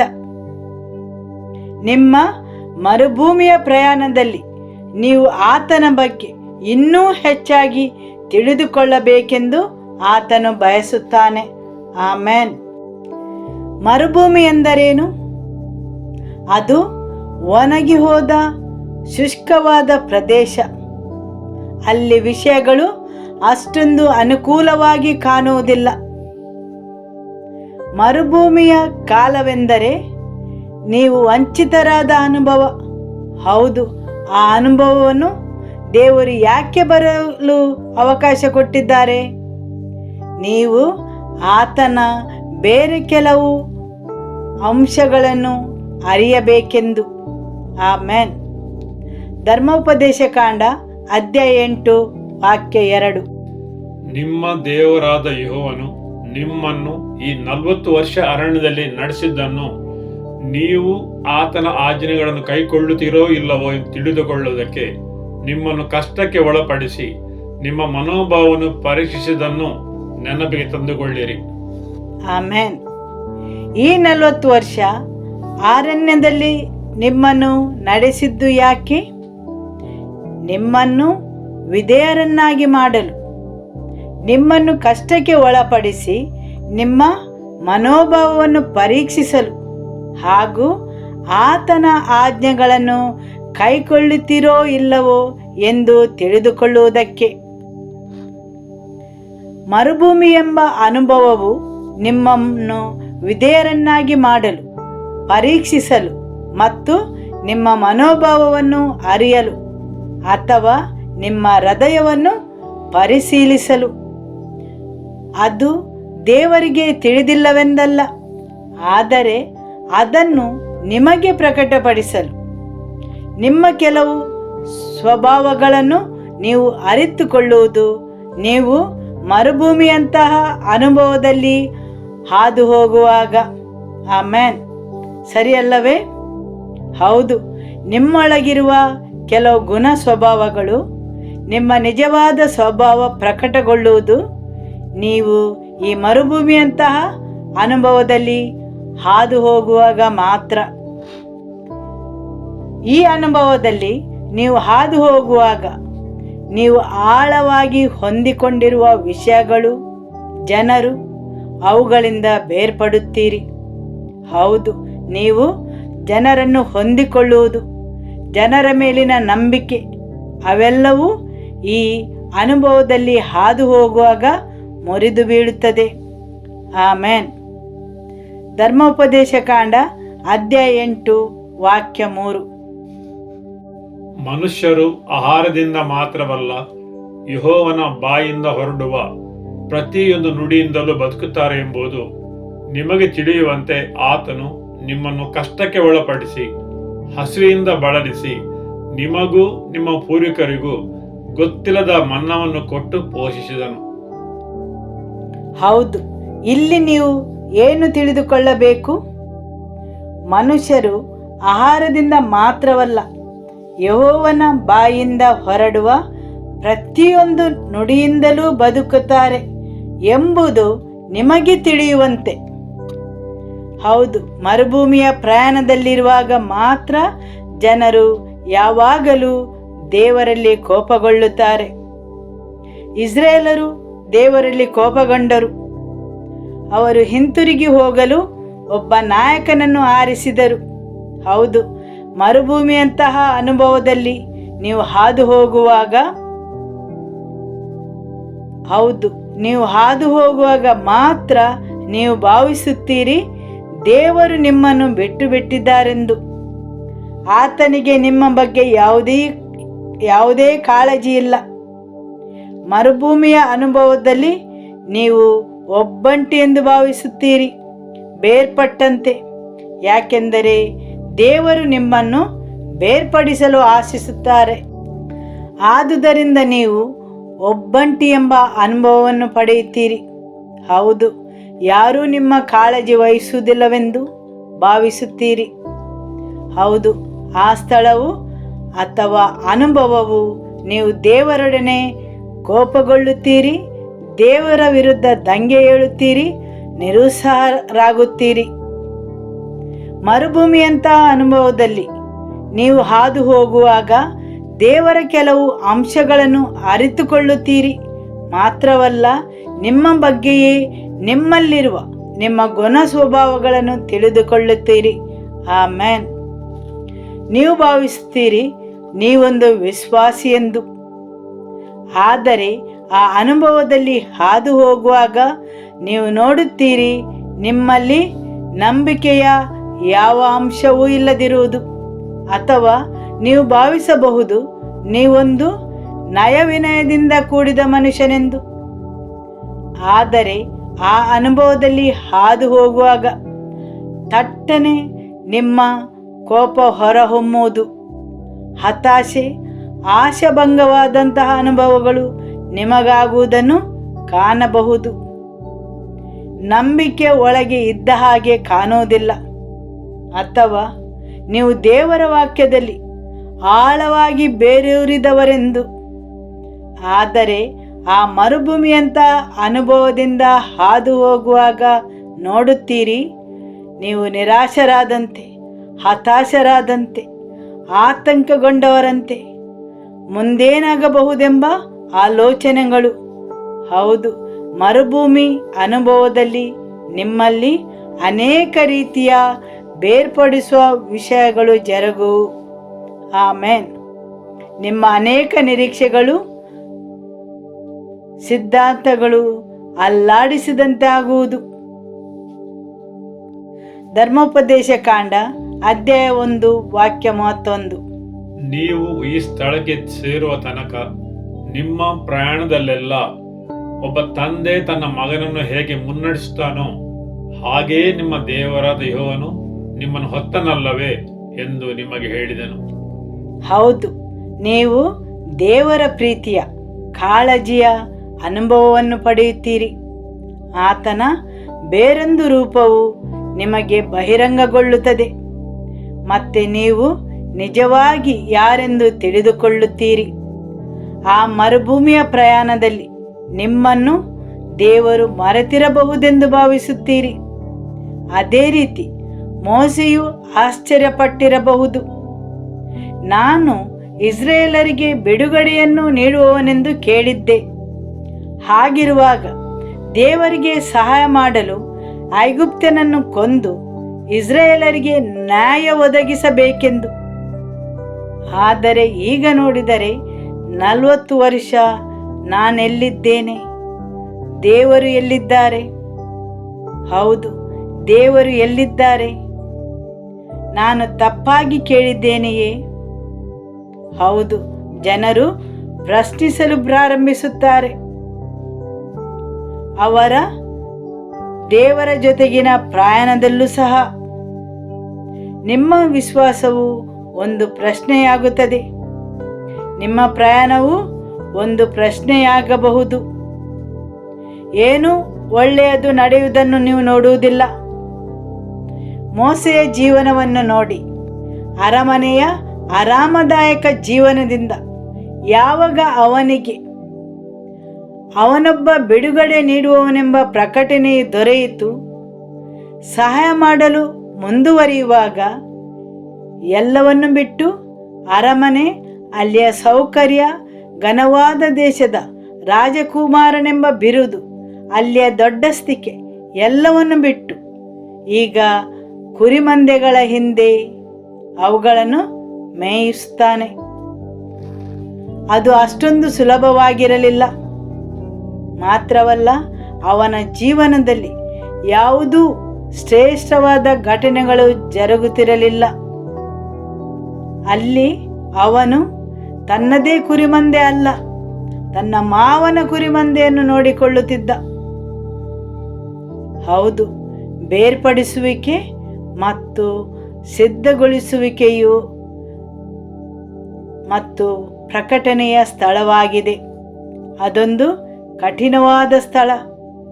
ಆ ಸ್ಥಳದಲ್ಲಿ ಅನೇಕರು ನಿರಾಶೆಗೆ ಒಳಗಾಗುತ್ತಾರೆ. ಆ ಸ್ಥಳದಲ್ಲಿ ಅವರು ನಿಜವಾಗಿ ಆಶ್ಚರ್ಯಪಡುತ್ತಾರೆ. ದೇವರು ನನ್ನನ್ನು ಪ್ರೀತಿಸುತ್ತಾರೆ, ನನ್ನ ಬಗ್ಗೆ ಆತನಿಗೆ ಕಾಳಜಿ ಇದೆಯೇ ಎಂದು. ಹೌದು, ಅನೇಕ ಪ್ರಶ್ನೆಗಳು ನಿಮ್ಮೊಳಗೆ ಹರಿದಾಡುತ್ತವೆ. ಮಾತ್ರವಲ್ಲ, ದೇವರ ನಿಜವಾದ ಗುಣನಡತೆ ಮತ್ತು ಸ್ವಭಾವದ ಮೇಲೆಯೇ ನಾವು ಪ್ರಶ್ನಿಸುತ್ತೇವೆ. ಆ ಸ್ಥಳವು ದೇವರು ನಿಮ್ಮನ್ನು ಮರೆತಿದ್ದಾರೆ ಎಂಬ ಅನುಭವವನ್ನು ತರುತ್ತದೆ. ಆಮೆನ್. ನೆಹೆಮೀಯ ಅಧ್ಯಾಯ 9 ವಾಕ್ಯ 24ರಿಂದ. ಅವರು ಆ ದೇಶದಲ್ಲಿ ಹೋಗಿ ಸೇರಿಕೊಂಡು ಅದನ್ನು ಸ್ವಾಧೀನ ಮಾಡಿಕೊಂಡರು. ನೀನು ಅವರ ಮುಂದೆ ದೇಶ ನಿವಾಸಿಗಳಾಗಿದ್ದ ಕಾನಾನ್ಯರನ್ನು ಕುಗ್ಗಿಸಿ ಮನಸ್ಸಿಗೆ ಬಂದಂತೆ ನಡೆಸುವ ಹಾಗೆ ಆ ದೇಶದ ರಾಜರನ್ನು, ಪ್ರಜೆಗಳನ್ನು ಅವರ ಕೈಗೆ ಒಪ್ಪಿಸಿದೆ. ಅವರು ಕೋಟೆ ಕೊತ್ತಲುಗಳುಳ್ಳ ಪಟ್ಟಣಗಳನ್ನು, ಸಾರವುಳ್ಳ ಭೂಮಿಯನ್ನು, ಸಮಸ್ತ ವಿಧವಾದ ಉತ್ತಮ ವಸ್ತುಗಳಿಂದ ತುಂಬಿದ ಮನೆಗಳನ್ನು, ತೋಡಿದ ಬಾವಿಗಳನ್ನು, ದ್ರಾಕ್ಷಿ ತೋಟಗಳನ್ನು, ಎಣ್ಣೆ ಮರಗಳ ತೋಪುಗಳನ್ನು, ಹೆಚ್ಚಾದ ಹಣ್ಣಿನ ಮರ ಇವುಗಳನ್ನು ವಶ ಮಾಡಿಕೊಂಡು ಚೆನ್ನಾಗಿ ತಿಂದು ಕುಡಿದು ತೃಪ್ತರಾಗಿ ಕೊಬ್ಬಿ ನೀನು ಕೊಟ್ಟ ಸಮೃದ್ಧಿಯಲ್ಲಿ ಆನಂದಿಸುತ್ತಿದ್ದರು. ಆಗ ಅವರು ನಿನಗೆ ಅವಿಧೇಯರಾಗಿ ತಿರುಗಿ ಬಿದ್ದು ನಿನ್ನ ಧರ್ಮೋಪದೇಶವನ್ನು ಉಲ್ಲಂಘಿಸಿ ತಮ್ಮನ್ನು ಎಚ್ಚರಿಸುವುದಕ್ಕೂ ನಿನ್ನ ಕಡೆಗೆ ತಿರುಗಿಸುವುದಕ್ಕೂ ಪ್ರಯತ್ನಿಸುತ್ತಿದ್ದ ನಿನ್ನ ಪ್ರವಾದಿಗಳನ್ನು ಕೊಂದು ಹಾಕಿ ನಿನ್ನನ್ನು ಅಸಡ್ಡೆ ಮಾಡಿದರು. ಹೌದು, ಆ ಸ್ಥಳದಲ್ಲಿ ಜನರು ದೇವರನ್ನು ಪ್ರಚೋದಿಸುತ್ತಾರೆ. ಆ ಸ್ಥಳದಲ್ಲಿ ಜನರು ದೇವರನ್ನು ಪ್ರಚೋದಿಸುತ್ತಾರೆ. ಅವರ ಅವಿಧೇಯತೆ ಮತ್ತು ಬೇರೆ ಬೇರೆ ರೀತಿಯಿಂದ, ಸರಿಯಲ್ಲವೇ? ಧರ್ಮೋಪದೇಶ ಕಾಂಡ ಅಧ್ಯಾಯ 32 ವಾಕ್ಯ 10. ಆತನು ಶೂನ್ಯವೂ ಮತ್ತು ಭಯಂಕರವೂ ಆಗಿರುವ ಮರಳುಗಾಡಿನಲ್ಲಿ ಅವರನ್ನು ಕಂಡು ಗುರಾಣಿಯಂತೆ ಆವರಿಸಿಕೊಂಡನು. ಪ್ರೀತಿಯಿಂದ ಪರಾಂಬರಿಸಿ ಕಣ್ಣುಗುಡ್ಡೆಯಂತೆ ಕಾಪಾಡಿದನು. ಆಮೆನ್. ಆ ಸ್ಥಳದಲ್ಲಿ ಆತನು ನಿಮ್ಮನ್ನು ಆವರಿಸಿಕೊಂಡು ಮುನ್ನಡೆಸುತ್ತಾನೆ ಮತ್ತು ಸೂಚನೆಗಳನ್ನು ನೀಡುತ್ತಾನೆ. ಹೌದು, ಮರುಭೂಮಿಯ ಅನುಭವ ಪಡೆಯುವ ಆ ಸ್ಥಳದಲ್ಲಿ ಆತನು ನಿಮ್ಮನ್ನು ಆವರಿಸಿಕೊಳ್ಳುತ್ತಾನೆ. ಹೌದು, ಆ ಸ್ಥಳದಲ್ಲಿ ಆತನು ನಿಮ್ಮನ್ನು ಮುನ್ನಡೆಸುತ್ತಾನೆ ಮತ್ತು ಸೂಚನೆಗಳನ್ನು ನೀಡುತ್ತಾನೆ. ಮಾತ್ರವಲ್ಲ, ಆ ಸಮಯದ ಸಂಗತಿಗಳು ಹೇಗೆ ಜರುಗುತ್ತವೆ ಅಂದರೆ ನೀವು ಅನಿವಾರ್ಯವಾಗಿ ಆತನನ್ನೇ ಅವಲಂಬಿಸಬೇಕಾಗುತ್ತದೆ. ಬೇರೆ ಯಾವುದೇ ಆಧಾರವಿರುವುದಿಲ್ಲ. ನೀವು ಅವಲಂಬಿಸಲು ಬೇರೆ ಯಾವ ಆಧಾರವೂ ಇರುವುದಿಲ್ಲ. ಆಮೆನ್. ವಿಮೋಚನಕಾಂಡ ಅಧ್ಯಾಯ 13 ವಾಕ್ಯ 17. ಫರೋಹನು ಇಸ್ರಾಯೇಲರಿಗೆ ಹೋಗುವುದಕ್ಕೆ ಅಪ್ಪಣೆಗೊಟ್ಟಾಗ ಫಿಲಿಷ್ಟಿಯರ ದೇಶದ ಮಾರ್ಗವು ಸಮೀಪವಾಗಿದ್ದರೂ ದೇವರು ಆ ದಾರಿಯಲ್ಲಿ ಅವರನ್ನು ಹೋಗಗೊಡಿಸಲಿಲ್ಲ. ಏಕೆಂದರೆ ದೇವರು ಜನರು ಯುದ್ಧವನ್ನು ನೋಡಿ ಗಾಬರಿಯಾಗಿ ಮನಸ್ಸನ್ನು ಬದಲಾಯಿಸಿಕೊಂಡು ಐಗುಪ್ತಕ್ಕೆ ಹಿಂದಿರುಗಿ ಹೋದಾರು ಎಂದು ಹೇಳಿದನು. ಹೌದು, ಆ ಮರುಭೂಮಿಯ ಅನುಭವದ ಆ ಪ್ರಯಾಣವು ತುಂಬ ಉದ್ದವಾಗಿ ಕಾಣಬಹುದು. ದೇವರು ಅವರನ್ನು ಸಮೀಪದ ದಾರಿಯಲ್ಲಿ ತೆಗೆದುಕೊಂಡು ಹೋಗಲಿಲ್ಲ. ಫಿಲಿಷ್ಟಿಯರ ದೇಶದ ಮಾರ್ಗವಾಗಿ ತೆಗೆದುಕೊಂಡು ಹೋಗಲಿಲ್ಲ. ಬದಲಿಗೆ ಅವರನ್ನು ಉದ್ದವಾದ ಪ್ರಯಾಣದ ಮುಖಾಂತರ ತೆಗೆದುಕೊಂಡು ಹೋದರು. ಹೌದು, ಕೆಲವೊಂದು ಮರುಭೂಮಿ ಅನುಭವವು ತುಂಬ ಉದ್ದವಾಗಿ ಕಾಣುತ್ತದೆ. ನೀವು ಬೇಗನೆ ಮುಗಿಯಬಹುದೆಂದು ತಿಳಿದುಕೊಂಡರೆ ಅದು ಮುಂದುವರಿಯುತ್ತಾ ಹೋಗುತ್ತದೆ. ಮರುಭೂಮಿಯಂತಹ ಅನುಭವದ ಸ್ಥಳದಲ್ಲಿ ಹೇಗೆ ಇಸ್ರಾಯೇಲರು ಐಗುಪ್ತ ದೇಶದಿಂದ ಹೊರಗೆ ಬಂದಿದ್ದಾರೆ, ಹಾಗೆಯೇ ನೀವು ಲೌಕಿಕವಾದ ವಿಷಯಗಳಿಂದ ಹೊರಗೆ ಬಂದಿರಬಹುದು, ಆದರೆ ದೇವರಿಗಾಗಿ ಬೇರ್ಪಡಲಿಲ್ಲ. ಸರಿಯಲ್ಲವೇ? ನೀವು ಅನೇಕ ಲೌಕಿಕ ವಿಷಯಗಳಿಂದ, ನಿಮ್ಮ ಪಾಪಗಳಿಂದ ಬೇರ್ಪಟ್ಟಿರಬಹುದು, ಆದರೆ ದೇವರಿಗಾಗಿ ಬೇರ್ಪಡಲಿಲ್ಲ. ಇಸ್ರಾಯೇಲರು ಐಗುಪ್ತ ದೇಶದಿಂದ ಬೇರ್ಪಟ್ಟಿದ್ದಾರೆ, ಆದರೆ ದೇವರಿಗಾಗಿ ಬೇರ್ಪಡಲಿಲ್ಲ. ಹೌದು.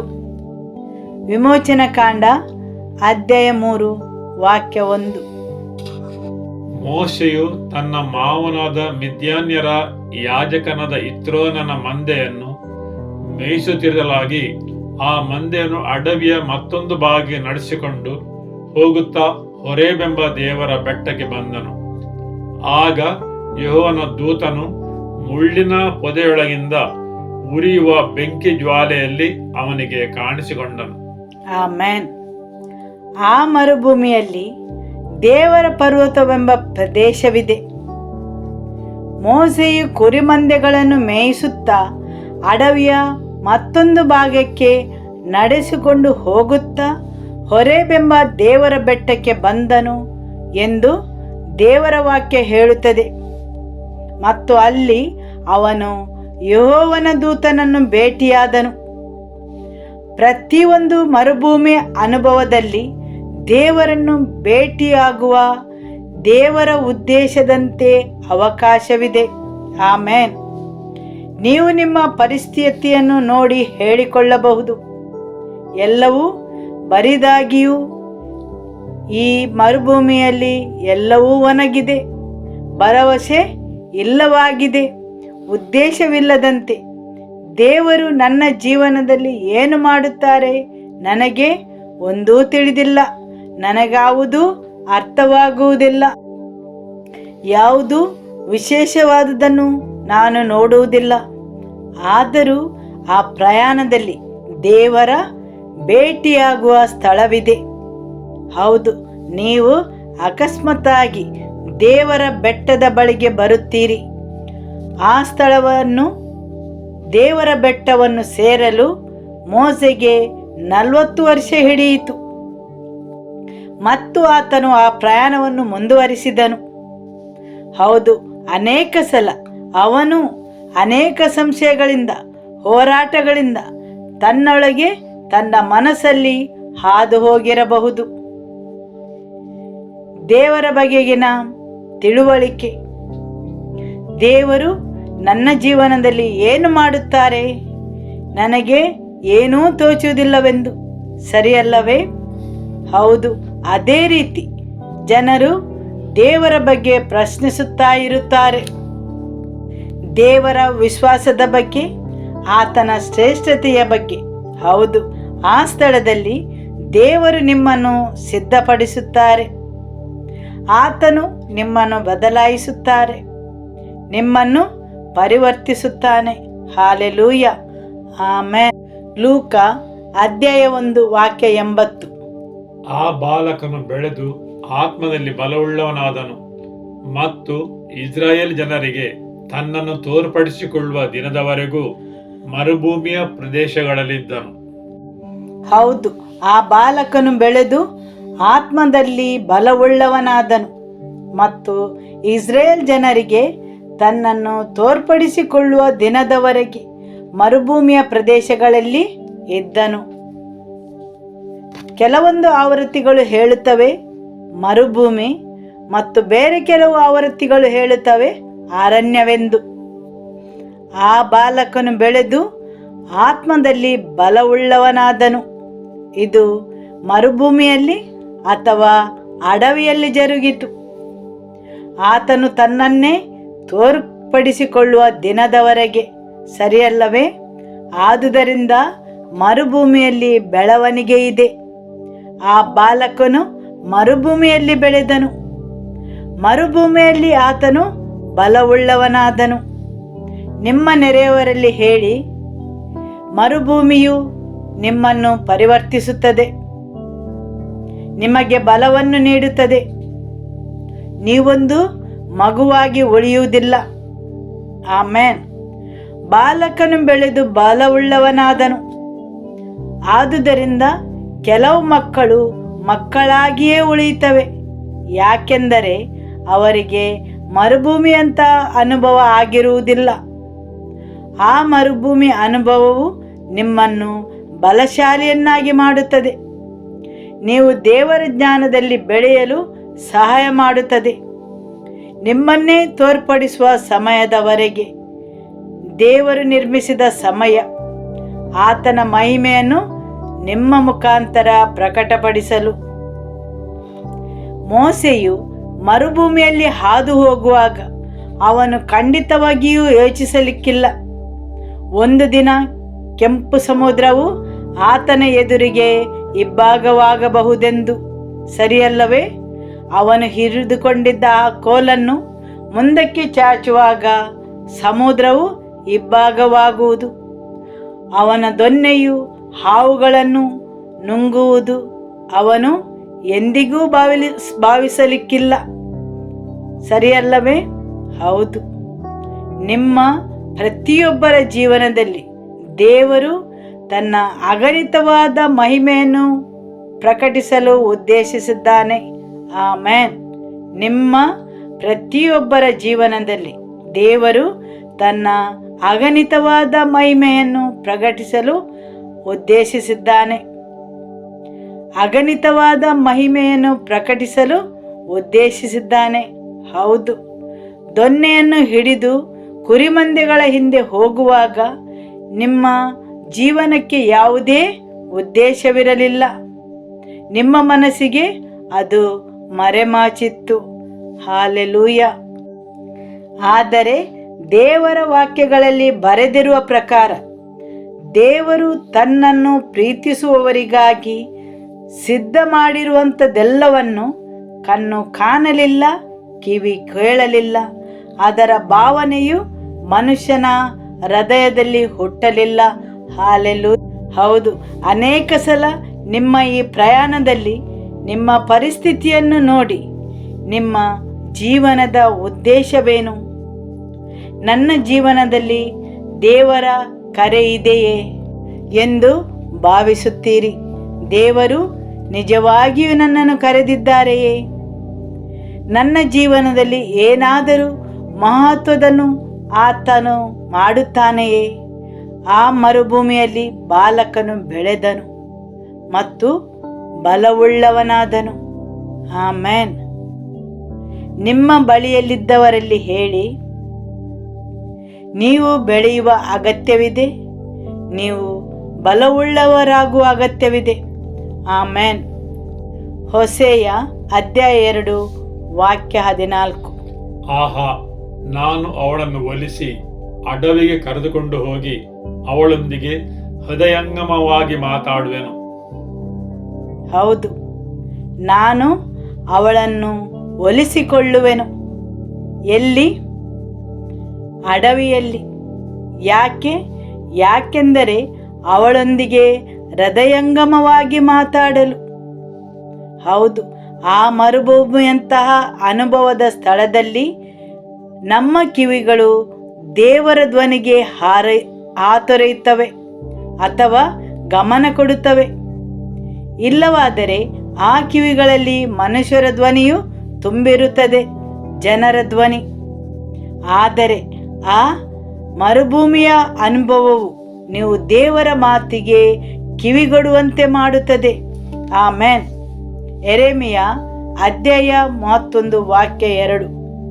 ಕರ್ತನಾದ ಯೆಹೋವನು ಖಡ್ಗಕ್ಕೆ ಹತರಾಗದೆ ಉಳಿದ ಜನಕ್ಕೆ ಅರಣ್ಯದಲ್ಲಿ ದಯೆ ದೊರೆಯುವುದು. ಇಸ್ರಾಯೇಲ್ ವಿಶ್ರಾಂತಿಯನ್ನು ಹುಡುಕುವುದಕ್ಕೆ ಹೋಗುವಾಗ ಯೆಹೋವನು ದೂರದಿಂದ ಬಂದು ಅದಕ್ಕೆ ದರ್ಶನ ಕೊಡುವನು. ಆಮೆನ್. ಅವರು ಎಲ್ಲಿ ದಯೆಯನ್ನು ಪಡೆಯುವರು? ಅರಣ್ಯದಲ್ಲಿ ದಯೆ ದೊರೆಯುವುದು ಮಾತ್ರವಲ್ಲ, ವಿಶ್ರಾಂತಿ ಸಹ ಮರುಭೂಮಿಯಲ್ಲಿ ಸಿಗುವುದು. ಮರುಭೂಮಿಯು ನಿಮಗೆ ದಯೆಯನ್ನು ದೊರಕಿಸುವ ಸ್ಥಳ. ಮರುಭೂಮಿಯು ನಿಮಗೆ ಆಶ್ರಯವನ್ನು ನೀಡುವ ಸ್ಥಳವಾಗಿದೆ ಹಾಗೂ ಮರುಭೂಮಿಯು ನಿಮಗೆ ವಿಶ್ರಾಂತಿಯನ್ನು ಒದಗಿಸುವ ಸ್ಥಳವಾಗಬಹುದು. ಹಾಲೆಲೂಯ. ಹೋಸೇಯ ಅಧ್ಯಾಯ 13 ವಾಕ್ಯ 5. ಅರಣ್ಯದಲ್ಲಿ ಘೋರ ಮರುಭೂಮಿಯಲ್ಲಿ ನಿನ್ನನ್ನು ಲಕ್ಷಿಸಿದವನು ನಾನೇ.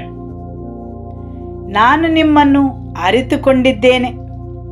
ಬೇರೆ ಕೆಲವು ಆವೃತ್ತಿ ಹೇಳುತ್ತವೆ, ನಾನು ನಿಮ್ಮನ್ನು ಲಕ್ಷಿಸಿದವನು. ಹೌದು, ಮರುಭೂಮಿಯಂತಹ ಸ್ಥಳದಲ್ಲಿ ನೀವು ದೇವರನ್ನು ಅರಿತುಕೊಳ್ಳುತ್ತೀರಿ. ದೇವರು ನಿಮ್ಮನ್ನು ಲಕ್ಷಿಸುವುದನ್ನು ಅರಿತುಕೊಳ್ಳುತ್ತೀರಿ. ಆಮೆನ್. ಎಜೆಕಿಯಲ್ ಅಧ್ಯಾಯ 34 ವಾಕ್ಯ 25. ನಾನು ಅವರೊಂದಿಗೆ ಸಮಾಧಾನದ ಒಡಂಬಡಿಕೆಯನ್ನು ಮಾಡಿಕೊಳ್ಳುವೆನು. ದುಷ್ಟ ಮೃಗಗಳು ದೇಶದಲ್ಲಿ ಇನ್ನಿರದಂತೆ ಮಾಡುವೆನು. ನನ್ನ ಜನರು ಕಾಡಿನಲ್ಲಿ ನಿರ್ಭಯವಾಗಿ ವಾಸಿಸುವರು, ಅರಣ್ಯದಲ್ಲಿ ಹಾಯಾಗಿ ನಿದ್ರಿಸುವರು. ಆಮೆನ್. ಅವರು ಕಾಡಿನಲ್ಲಿ ನಿರ್ಭಯವಾಗಿ ವಾಸಿಸುವರು. ಹೌದು, ಕಾಡಿನಲ್ಲಿ ಸಹ ನೀವು ನಿರ್ಭಯವಾಗಿ ವಾಸಿಸುವಂತೆ ದೇವರು ಮಾಡುತ್ತಾರೆ. ದೇವರು ಆ ಕಾಡಿನಿಂದ ದುಷ್ಟ ಮೃಗಗಳನ್ನು ಹೊರದೋಡಿಸುತ್ತಾರೆ. ಹೌದು, ಕಾಡು ಮೃಗಗಳು ಇರುವುದು ಕಾಡಿನಲ್ಲಿ. ಆದರೆ ದೇವರು ಹೇಳುತ್ತಾರೆ, ನಿಮ್ಮ ಕಾಡಿನಿಂದ ಆ ದುಷ್ಟ ಮೃಗಗಳನ್ನು ಇನ್ನಿರದಂತೆ ಮಾಡುವೆನು ಮತ್ತು ನೀವಲ್ಲಿ ನಿರ್ಭಯವಾಗಿ ವಾಸಿಸುವಂತೆ ಮಾಡುವೆನು. ಆಮೆನ್. ನೆಹೆಮೀಯ ಅಧ್ಯಾಯ 9 ವಾಕ್ಯ 19 ಮತ್ತು 20. ಕರುಣಾನಿಧಿಯಾದ ನೀನು ಅವರನ್ನು ಅರಣ್ಯದಲ್ಲಿ ಕೈಬಿಡಲಿಲ್ಲ. ಹಗಲಿನಲ್ಲಿ ಅವರಿಗೆ ದಾರಿ ತೋರಿಸುತ್ತಿದ್ದ ಮೇಘಸ್ತಂಭವು ರಾತ್ರಿ ವೇಳೆಯಲ್ಲಿ ಅವರು ನಡೆಯತಕ್ಕ ದಾರಿಯಲ್ಲಿ ಬೆಳಕು ಕೊಡುತ್ತಿದ್ದ ಅಗ್ನಿಸ್ತಂಭವು ಅವರನ್ನು ಬಿಟ್ಟು ಹೋಗದಂತೆ ಮಾಡಿದೆ. ಅವರನ್ನು ಉಪದೇಶಿಸಲು ನೀನು ನಿನ್ನ ಒಳ್ಳೆಯ ಆತ್ಮನನ್ನು ಕೊಟ್ಟೆ. ಅವರ ಬಾಯಿಂದ ಮನ್ನವನ್ನು ಹಿಂದೆಗೆಯಲಿಲ್ಲ. ಬಾಯಾರಿದಾಗ ಅವರಿಗೆ ನೀರನ್ನು ಕೊಟ್ಟೆ. ಆಮೆನ್. ಈ ಸ್ಥಳದಲ್ಲಿ ನೀವು ದೇವರ ಕರುಣೆಯನ್ನು ಅನುಭವಿಸುವಿರಿ. ಈ ಸ್ಥಳದಲ್ಲಿ ನೀವು ದೇವರ ಪೂರೈಸುವಿಕೆಯನ್ನು ಅನುಭವಿಸುವಿರಿ. ಆಮೆನ್. ಕೀರ್ತನೆ 95 ವಾಕ್ಯ 8. ನಿಮ್ಮ ಹಿರಿಯರು ಅರಣ್ಯದಲ್ಲಿರುವ ಮೆರಿಬದಲ್ಲಿ ಮಾಸದಲ್ಲಿ ಮಾಡಿದ ದಿನದಂತೆ ನೀವು ನಿಮ್ಮ ಹೃದಯವನ್ನು ಕಠಿಣ ಮಾಡಿಕೊಳ್ಳಬೇಡಿರಿ. ಹೌದು, ಅರಣ್ಯದಲ್ಲಿ ಪರೀಕ್ಷಿಸುವಾಗ ಜನರು ತಮ್ಮ ಹೃದಯವನ್ನು ಕಠಿಣ ಮಾಡಿಕೊಳ್ಳುತ್ತಾರೆ ಮತ್ತು ಅವರು ವಿರುದ್ಧ ಪರಿಸ್ಥಿತಿಯಲ್ಲಿ ಹೋಗುತ್ತಾರೆ. ದೇವರ ವಾಕ್ಯವು ನಮಗೆ ಎಚ್ಚರಿಕೆಯನ್ನು ನೀಡುತ್ತದೆ. ದೇವರು ನಿಮ್ಮನ್ನು ನಮ್ರರನ್ನಾಗಿಸುವಾಗ, ನಿಮ್ಮನ್ನು ಪರೀಕ್ಷಿಸುವಾಗ ನಿಮ್ಮ ಹೃದಯಗಳನ್ನು ಕಠಿಣ ಮಾಡಿಕೊಳ್ಳಬೇಡಿರೆಂದು. ಆಮೆನ್. ಕೀರ್ತನೆ 107 ವಾಕ್ಯ 4. ಅವರು ಅರಣ್ಯದಲ್ಲಿಯೂ ಮರಳುಗಾಡಿನಲ್ಲಿಯೂ ದಾರಿ ತಪ್ಪಿ ಅಲೆಯುವವರಾಗಿ ಜನವಿರುವ ಊರನ್ನು ಕಾಣದೆ. ಹೌದು, ಅದೊಂದು ದಾರಿ ತಪ್ಪಿ ಅಲೆಯುವ ಸ್ಥಳವಾಗಬಹುದು. ನೀವು ದೇವರಿಂದ ಮುನ್ನಡೆಸಲ್ಪಡದಿದ್ದರೆ, ನಿಮ್ಮ ದೃಷ್ಟಿಯು ಆತನ ಮೇಲೆ ಇಲ್ಲದಿದ್ದರೆ, ದೇವರ ಕೃಪೆಯು ನಿಮ್ಮನ್ನು ಆವರಿಸಿರದಿದ್ದರೆ, ಆ ಮರುಭೂಮಿಯ ಪ್ರಯಾಣವು ದಾರಿ ತಪ್ಪಿ ಅಲೆಯುವವರಂತಾಗಬಹುದು. ಉದ್ದೇಶವಿಲ್ಲದ ಪ್ರಯಾಣ. ನಿಮ್ಮ ಕೇಂದ್ರ ಬಿಂದು ದೇವರು ಆಗಿಲ್ಲವಾದರೆ ಆ ಪ್ರಯಾಣವು ಒಂದು ಅಲೆಮಾರಿ ಪ್ರಯಾಣವಾಗುತ್ತದೆ. ಯೆಶಾಯನ ಗ್ರಂಥ ಅಧ್ಯಾಯ 43 ವಾಕ್ಯ 19. ಇಗೋ, ಹೊಸ ಕಾರ್ಯವನ್ನು ಮಾಡುವೆನು, ಈಗ ತಲೆದೋರುತ್ತಲಿದೆ, ಇದು ನಿಮಗೆ ಕಾಣುವುದಿಲ್ಲವೋ? ನಾನು ಅರಣ್ಯದಲ್ಲಿ ಮಾರ್ಗವನ್ನು ಏರ್ಪಡಿಸಿ ಅರಣ್ಯದಲ್ಲಿ ನದಿಗಳನ್ನು ಹರಿಸುವೆನು. ಆಮೆನ್. ಹೌದು, ದೇವರು ಅರಣ್ಯದಲ್ಲಿ ಮಾರ್ಗವನ್ನು ಏರ್ಪಡಿಸುವನು. ಯಾಕೆಂದರೆ ನೀವು ಅಲೆಮಾರಿಯಾಗಿ ಅಲೆಯದಂತೆ ನಾನು ಅರಣ್ಯದಲ್ಲಿ ಮಾರ್ಗವನ್ನು ಏರ್ಪಡಿಸುವೆನು ಮತ್ತು ಮರುಭೂಮಿಯಲ್ಲಿ ನದಿಗಳನ್ನು ಹರಿಸುವೆನು. ನೀವು ಅಲೆಯದಂತೆ ದೇವರು ಅರಣ್ಯದಲ್ಲಿ ಮಾರ್ಗವನ್ನು ಸಿದ್ಧ ಮಾಡುತ್ತಾರೆ. ಹಾಲೆಲೂಯ. ವಿಮೋಚನಾ ಕಾಂಡ ಅಧ್ಯಾಯ 16 ವಾಕ್ಯ 10. ಆರೋನನು ಇಸ್ರಾಯೇಲರ ಸಮೂಹಕ್ಕೆಲ್ಲ ಈ ಮಾತುಗಳನ್ನು ತಿಳಿಸದಿರುವಾಗ ಅವರು ಮರುಭೂಮಿಯ ಕಡೆಗೆ ನೋಡಲಾಗಿ ಮೇಘದಲ್ಲಿ ಯೆಹೋವನ ತೇಜಸ್ಸು ಅವರಿಗೆ ಕಾಣಿಸಿತು. ಆಮೆನ್.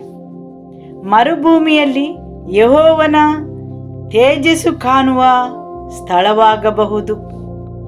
ದೇವರ ವಾಕ್ಯ ಹೇಳುತ್ತದೆ, ಆರೋನನು ಯೆಹೋವನ ಮಾತುಗಳನ್ನು ತಿಳಿಸುತ್ತಿರುವಾಗ ಮೇಘದಲ್ಲಿ ಯೆಹೋವನ ತೇಜಸ್ಸನ್ನು ಕಂಡರು. ಹಾಲೆಲೂಯ. ಅದು ಎಲ್ಲಿ ಕಾಣಿಸಿತು? ಮರುಭೂಮಿಯಲ್ಲಿ. ಹೌದು, ಮರುಭೂಮಿಯಂತಹ ಅನುಭವದಲ್ಲಿ ನೀವು ಹಾದು ಹೋಗುವಾಗ ದೇವರು ಆತನ ಮಹಿಮೆಯನ್ನು ಪ್ರಕಟಿಸುತ್ತಾನೆ. ಹಾಲೆಲೂಯ. 1 ಅರಸು ಅಧ್ಯಾಯ 19 ವಾಕ್ಯ 12. ಭೂಕಂಪವಾದ ನಂತರ ಸಿಡಿಲುಂಟಾಯಿತು, ಅದರಲ್ಲಿಯೂ ಯೆಹೋವನಿರಲಿಲ್ಲ. ಕಡೆಗೆ ನಯವಾದ ಮೃದು ಸ್ವರವೊಂದು ಕೇಳಿಸಿತು. ಹೌದು, ಮರುಭೂಮಿಯಲ್ಲಿ ನೀವು ದೇವರ ಬಗ್ಗೆ ಪ್ರಕಟಣೆಯನ್ನು ಪಡೆಯಬಹುದು, ದೇವರ ಸ್ವರವನ್ನು ಕೇಳಬಹುದು. ವಿಮೋಚನಾ ಕಾಂಡ ಅಧ್ಯಾಯ 24 ವಾಕ್ಯ 18.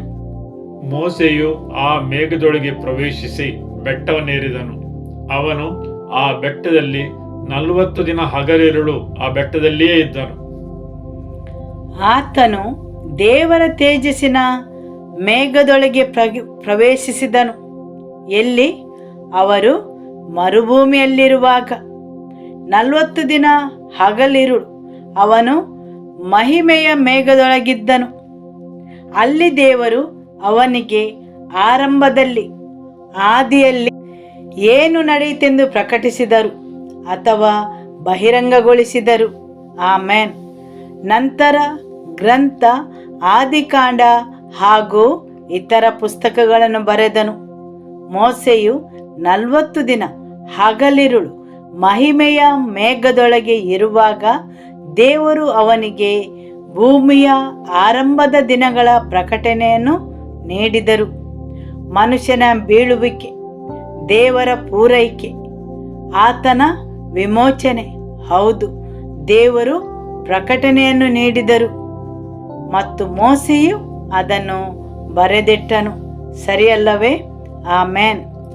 ಯೆಶಾಯನ ಗ್ರಂಥ ಅಧ್ಯಾಯ 41 ವಾಕ್ಯ 18. ಬೋಳು ಗುಡ್ಡಗಳಲ್ಲಿ ನದಿಗಳನ್ನು, ಕಣಿವೆಗಳಲ್ಲಿ ಒರತೆಗಳನ್ನು ಹೊರಡಿಸಿ ಅರಣ್ಯವನ್ನು ಕೆರೆಯಾಗಿಯೂ ಮರುಭೂಮಿಯನ್ನು ಬುಗ್ಗೆಗಳನ್ನಾಗಿಯೂ ಮಾಡುವೆನು. ಹೌದು, ಬೋಳು ಗುಡ್ಡಗಳಲ್ಲಿ ನದಿಗಳನ್ನು, ಕಣಿವೆಗಳಲ್ಲಿ ಒರತೆಗಳನ್ನು ಹೊರಡಿಸಿ ಅರಣ್ಯವನ್ನು ಕೆರೆಯಾಗಿಯೂ ಮರುಭೂಮಿಯನ್ನು ಬುಗ್ಗೆಗಳನ್ನಾಗಿಯೂ ಮಾಡುವೆನು. ಹೌದು, ನವೀಕರಣದ ಸ್ಥಳ, ಪುನಃಸ್ಥಾಪನೆಯ ಸ್ಥಳ. ಪ್ರತಿಯೊಂದು ಶುಷ್ಕ ಹಾಗೂ ಬಂಜರು ಆಗಿ ಕಾಣುವಲ್ಲಿ ದೇವರ ವಾಕ್ಯ ಹೇಳುತ್ತದೆ, ಒರತೆಗಳು ಬುಗ್ಗೆಗಳು ಹರಿಯುವು. ಜೀವವು ಹರಿಯುವುದು. ಹೌದು, ಪ್ರತಿಯೊಂದು ವನ ಹಾಗೂ ಬಂಜರಾಗಿ ಕಾಣುವಲ್ಲಿ ದೇವರು ಜೀವಜಲವನ್ನು ಹರಿಸಿ ಜೀವವನ್ನು ತುಂಬಿದರು. ಹೌದು, ನವೀಕರಣದ ಸ್ಥಳ, ಪುನರ್ಸ್ಥಾಪನೆಯ ಸ್ಥಳ. ಆಮೇನ್. ಯೆಶಾಯನ ಗ್ರಂಥ ಅಧ್ಯಾಯ 35 ವಾಕ್ಯ 1 ಮತ್ತು 2. ಅರಣ್ಯವು ಮರುಭೂಮಿಯು ಆನಂದಿಸುವು, ಒಣ ನೆಲವು ಹರ್ಷಿಸಿ ತಾವರೆಯಂತೆ ಕಳಕಳಿಸುವುದು. ಆಮೇನ್. ಸಂತೋಷಿಸಲು ಏನೂ ಇಲ್ಲದ ಸ್ಥಳದಲ್ಲಿ ದೇವರು ಕೆಲವನ್ನು ಅರಳುವಂತೆ ಮಾಡಿದರು. ಅಲ್ಲಿ ಆನಂದವನ್ನು ತಂದರು. ವನ ಹಾಗೂ ಬಂಜರು ಭೂಮಿಯಲ್ಲಿ ಆನಂದಪಡಿಸುವುದನ್ನು ಉದ್ಭವಿಸಿದರು. ಆಮೇನ್. ಹಾಲೆಲೂಯ. ಹೋಸೇಯ ಅಧ್ಯಾಯ 2 ವಾಕ್ಯ 14 ಮತ್ತು 15. ಆಹಾ, ನಾನು ಅವಳನ್ನು ಒಲಿಸಿ ಅಡವಿಗೆ ಕರೆದುಕೊಂಡು ಹೋಗಿ ಅವಳೊಂದಿಗೆ ಹೃದಯಂಗಮವಾಗಿ ಮಾತನಾಡುವೆನು. ಅವಳ ದ್ರಾಕ್ಷಿಯ ತೋಟಗಳನ್ನು ಅಲ್ಲಿರುವಾಗಲೇ ಅವಳಿಗೆ ಹಿಂದಕ್ಕೆ ಕೊಡುವೆನು. ಅಕೋರಿನ ತಗ್ಗನ್ನೇ ಅವಳ ಸುಖ ನಿರೀಕ್ಷೆಗೆ ದ್ವಾರವನ್ನಾಗಿ ಮಾಡುವೆನು. ಯೌವನದಲ್ಲಿ ಐಗುಪ್ತ ದೇಶದೊಳಗಿಂದ ಹೊರಟು ಬಂದ ದಿನದಲ್ಲಿದ್ದಂತೆ ಅಲ್ಲಿ ಆಕೆ ಮುಳುಗೋಳು. ಆಮೆನ್. ಹೌದು, ನಾನು ಆಕೆಯನ್ನು ಒಲಿಸಿ ಅಡವಿಗೆ ಕರೆದುಕೊಂಡು ಹೋಗಿ ಹೃದಯಂಗಮವಾಗಿ ಮಾತಾಡುವೆನು ಮತ್ತು ಅಲ್ಲಿ ಅವಳ ದ್ರಾಕ್ಷಿಯ ತೋಟಗಳನ್ನು ಹಿಂತಿರುಗಿ ನೀಡುವೆನು. ಹೌದು, ಆ ಮರುಭೂಮಿಯಲ್ಲಿ ಒಂದು ದ್ರಾಕ್ಷಿ ತೋಟವು ಬೆಳೆಯುತ್ತದೆ. ಅಕೋರಿನ ತಗ್ಗಲ್ಲಿ, ಆ ನೋವಿನ ಸ್ಥಳದಲ್ಲಿ, ದುಃಖದ ಜಾಗದಲ್ಲಿ ಸುಖ ನಿರೀಕ್ಷೆಯ ದ್ವಾರವನ್ನಾಗಿ ಮಾಡುವೆನು. ಮುಂದುವರಿಸುತ್ತಾ ಹೇಳುತ್ತದೆ, ಆಕೆಯು ಅಲ್ಲಿ ಹಾಡನ್ನು ಹಾಡುವಳು. ಎಲ್ಲಿ? ಆ ಮರುಭೂಮಿಯಲ್ಲಿ. ಆಮೇನ್. ಸರಿಯಲ್ಲವೇ? ಆಕೆಯು ಮರುಭೂಮಿಯಲ್ಲಿ ಹಾಡುವಳು. ಆಕೆಯ ಯೌವನದ ದಿನಗಳಂತೆ ಐಗುಪ್ತ ದೇಶದೊಳಗಿಂದ ಹೊರಟು ಬಂದು, ಹೌದು, ಐಗುಪ್ತ ದೇಶದೊಳಗಿಂದ ಹೊರಟು ಬಂದ ದಿನದಲ್ಲಿ ಇದ್ದಂತೆ ಅಂತಹ ಮರುಭೂಮಿಯ ಅನುಭವಗಳನ್ನು ದೇವರು ಪರಿವರ್ತಿಸುತ್ತಾರೆ. ಆತನು ಮರುಭೂಮಿಯನ್ನು ಪರಿವರ್ತಿಸುತ್ತಾನೆ. ಮಾತ್ರವಲ್ಲ, ಆ ಮರುಭೂಮಿಯಲ್ಲಿ ನಿಮ್ಮನ್ನು ಪರಿವರ್ತಿಸುತ್ತಾನೆ. ಆಮೇನ್. ಆತನು ನಿಮ್ಮನ್ನು ಮಾತ್ರ ಪರಿವರ್ತಿಸುವುದಿಲ್ಲ, ಆತನು ಮರುಭೂಮಿಯನ್ನು ಪರಿವರ್ತಿಸುತ್ತಾನೆ. ನೀವು ಅದರಿಂದ ಹಾದು ಹೋಗುವಾಗ ಅನೇಕ ವಿಷಯಗಳಿಂದ ನೀವು ಬೇರ್ಪಡುತ್ತೀರಿ. ನೀವು ದೇವರ ಸ್ವರವನ್ನು ಕೇಳಲು ಕಲಿಯುತ್ತೀರಿ. ನಾನು ಅವಳನ್ನು ಒಲಿಸುವೆನು ಮತ್ತು ಹೃದಯಂಗಮವಾಗಿ ಮಾತಾಡುವೆನು. ಅಲ್ಲಿ ಎಲ್ಲವೂ ಮಂಕಾಗಿಯೂ ಹತಾಶವಾಗಿಯೂ ಕಾಣಬಹುದು. ಅಂತಹ ಸ್ಥಳದಲ್ಲಿ ದೇವರು ಕೆಲವೊಮ್ಮೆ ನಿಮ್ಮನ್ನು ಇಡುತ್ತಾರೆ. ಯಾಕೆಂದರೆ ನೀವು ಆತನ ಸ್ವರವನ್ನು ಕೇಳಬೇಕೆಂದು. ಆ ಸ್ಥಳದಲ್ಲಿ ನಿಮ್ಮನ್ನು ಸಿದ್ಧಗೊಳಿಸುತ್ತಾರೆ. ನೀವು ಪರಿವರ್ತನೆಗೊಳ್ಳುತ್ತೀರಿ. ನಿಮಗೆ ಏನೂ ಕಾಣದಿರಬಹುದು, ಅನುಭವ ಆಗದೇ ಇರಬಹುದು. ನೀವು ಮೋಸೆಯನ್ನು ಕೇಳಿದರೆ ಅವನು ಹೇಳಬಹುದು, ದಿನ ಕುರಿಗಳ ಹಿಂದೆ ಓಡುವುದೇ ಆಗಿದೆ. ಅವನು ಮಾತಾಡುವುದನ್ನು ಮರೆತಿದ್ದಾನೆ. ಯಾಕೆಂದರೆ ಮಾತಾಡಲು ಜನರು ಸಿಗುವುದು ಕಡಿಮೆ. ಆದರೆ ಅವನು ಯಾವುದು ಎಲ್ಲವೂ ನಷ್ಟವೆಂದು ಭಾವಿಸಿದ್ದನು. ದೇವರು ಅವನ ಸ್ವಾಭಾವಿಕ ಬಲವನ್ನು ಮುರಿದು ಐಗುಪ್ತ ದೇಶದ ಅವನಲ್ಲಿರುವ ಆ ಜ್ಞಾನವನ್ನು ತೆಗೆದು ದೇವರು ಅವನನ್ನು ಸಿದ್ಧಪಡಿಸಿದ್ದರು. ದೇವರು ಅವನನ್ನು ಪರಿವರ್ತಿಸಿದ್ದರು. ಆಮೇನ್. ನಂತರ ದೇವರು ಅವನನ್ನು ತನ್ನ ಮಹಿಮೆಯನ್ನು ತೋರ್ಪಡಿಸಲು ಕರೆತಂದರು. ದೇವರು ತನ್ನನ್ನೇ ಅವನಿಗೆ ಪ್ರಕಟಿಸಿದನು. ಆಮೇನ್. ಸರಿಯಲ್ಲವೇ? ಮರುಭೂಮಿಯಲ್ಲಿ ದೇವರು ನಿಮ್ಮನ್ನು ಬೆಳೆಸುತ್ತಾರೆ. ಆ ಸ್ಥಳದಲ್ಲಿ ದೇವರು ನಿಮ್ಮನ್ನು ಶಕ್ತಿಶಾಲಿಯನ್ನಾಗಿ ಮಾಡುತ್ತಾರೆ. ಆ ಸ್ಥಳದಲ್ಲಿ ನೀವು ದೇವರ ಸ್ವರವನ್ನು ಕೇಳಲು ಪ್ರಯತ್ನಿಸುತ್ತೀರಿ. ನೀವು ದೇವರಿಂದ ಸ್ವೀಕರಿಸಲು ಕಲಿಯುತ್ತೀರಿ.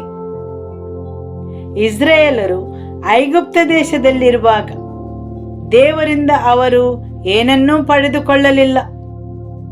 ಆದರೆ ಅವರು ಮರುಭೂಮಿಯಲ್ಲಿರುವಾಗ ಮಾನ್ನ, ನೀರು ಎಲ್ಲವನ್ನು ದೇವರಿಂದ ಪಡೆದರು. ಸರಿಯಲ್ಲವೇ? ಆಮೆನ್. ಪರಮಗೀತೆ ಅಧ್ಯಾಯ 3 ವಾಕ್ಯ 1. ರಾತ್ರಿಯಲ್ಲಿ ಹಾಸಿಗೆಯ ಮೇಲೆ ನನ್ನ ಪ್ರಾಣಪ್ರಿಯನನ್ನು ಹುಡುಕಿದೆನು, ಎಷ್ಟು ಹುಡುಕಿದರೂ ಸಿಕ್ಕಲಿಲ್ಲ. ಹೌದು, ರಾತ್ರಿಯಲ್ಲಿ ಹಾಸಿಗೆಯ ಮೇಲೆ ನನ್ನ ಪ್ರಾಣಪ್ರಿಯನನ್ನು ಹುಡುಕಿದೆನು, ಎಷ್ಟು ಹುಡುಕಿದರೂ ಸಿಕ್ಕಲಿಲ್ಲ. ನಾವು ಈಗ ಹುಡುಕುವುದು ನಮ್ಮ ಹಾಸಿಗೆಯಲ್ಲಿ, ಮೊಬೈಲ್ ಎಲ್ಲಿದೆ ಎಂದು, ಸರಿಯಲ್ಲವೇ? ಆದರೆ ಆಕೆಯು ಹೇಳುತ್ತಾಳೆ, ರಾತ್ರಿಯಲ್ಲಿ ನಾನು ಆತನನ್ನು ಹುಡುಕಿದೆನು. ಅನೇಕ ಸಲ ತೊಂದರೆಗಳು ಬರುವುದು ಸುತ್ತಲಿರುವ ವಿಷಯಗಳಿಂದ. ಯಾಕೆಂದರೆ ದೇವರನ್ನು ಹುಡುಕುವುದನ್ನು ನಿಲ್ಲಿಸಲು.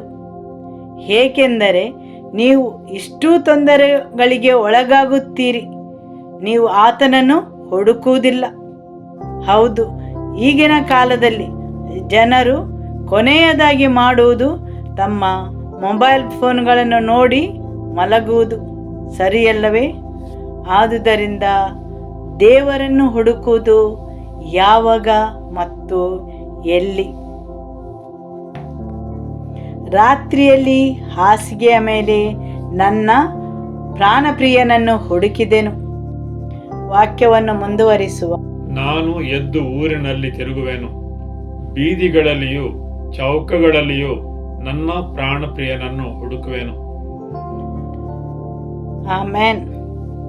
ಆಕೆಗೆ ಆತನು ಸಿಗದ ಕಾರಣ ಆಕೆಯು ಹೇಳುತ್ತಾಳೆ, ನಾನೇನಾದರೂ ಮಾಡಬೇಕು.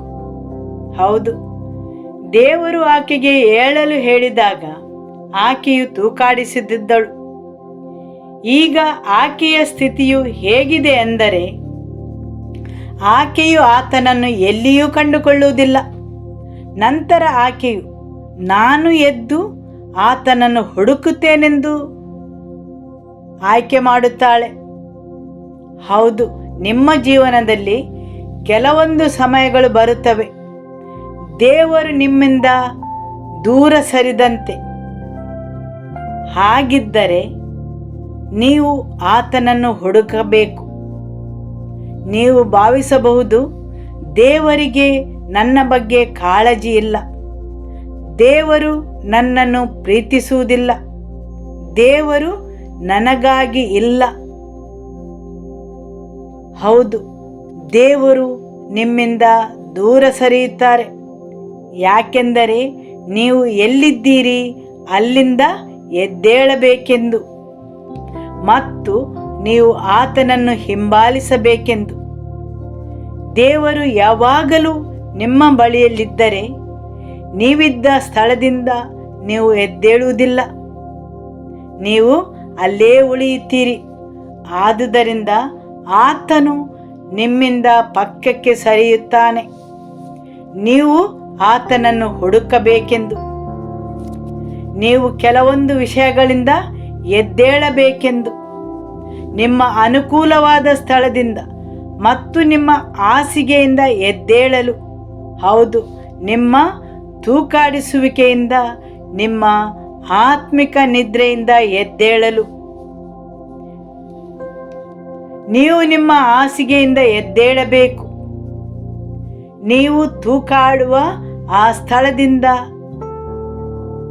ಆಕೆಯು ಹೇಳುತ್ತಾಳೆ, ನಾನು ಆತನನ್ನು ಹುಡುಕುತ್ತೇನೆ. ಈಗ ಆಕೆಯು ಎದ್ದೇಳಲು ತನ್ನ ಪ್ರಯತ್ನವನ್ನು ಮಾಡುತ್ತಾಳೆ. ನಾನು ಎದ್ದೇಳುತ್ತೇನೆ, ನಾನು ಹುಡುಕುತ್ತೇನೆಂದು. ಪರಮಗೀತೆ ಅಧ್ಯಾಯ 3 ವಾಕ್ಯ 2. ನಾನು ಎದ್ದು ಊರಿನಲ್ಲಿ ತಿರುಗುವೆನು, ಬೀದಿಗಳಲ್ಲಿಯೂ ಚೌಕಗಳಲ್ಲಿಯೂ ನನ್ನ ಪ್ರಾಣಪ್ರಿಯನನ್ನು ಹುಡುಕುವೆನು ಅಂದುಕೊಂಡೆನು, ಎಷ್ಟು ಹುಡುಕಿದರೂ ಸಿಕ್ಕಲಿಲ್ಲ.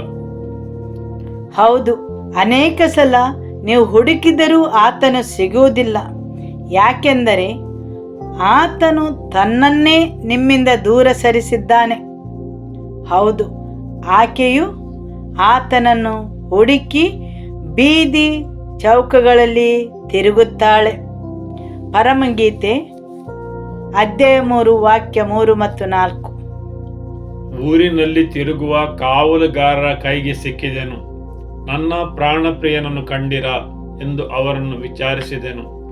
ಅವರನ್ನು ಬಿಟ್ಟ ತುಸು ಹೊತ್ತಿನೊಳಗೆ ನನ್ನ ಪ್ರಾಣಪ್ರಿಯನನ್ನು ಕಂಡುಕೊಂಡು ತಾಯಿಯ ಮನೆಗೆ, ನನ್ನನ್ನು ಹೆತ್ತವಳ ಕೋಣೆಗೆ ಸೇರುವ ತನಕ ಬಿಡದೆ ಹಿಡಿದುಕೊಂಡೇ ಹೋದೆನು. ಹೌದು, ಕಾವಲುಗಾರನು ಯಾವಾಗಲೂ ನಿಮ್ಮನ್ನು ದೇವರ ಬಳಿಗೆ ಮುನ್ನಡೆಸುವುದಿಲ್ಲ.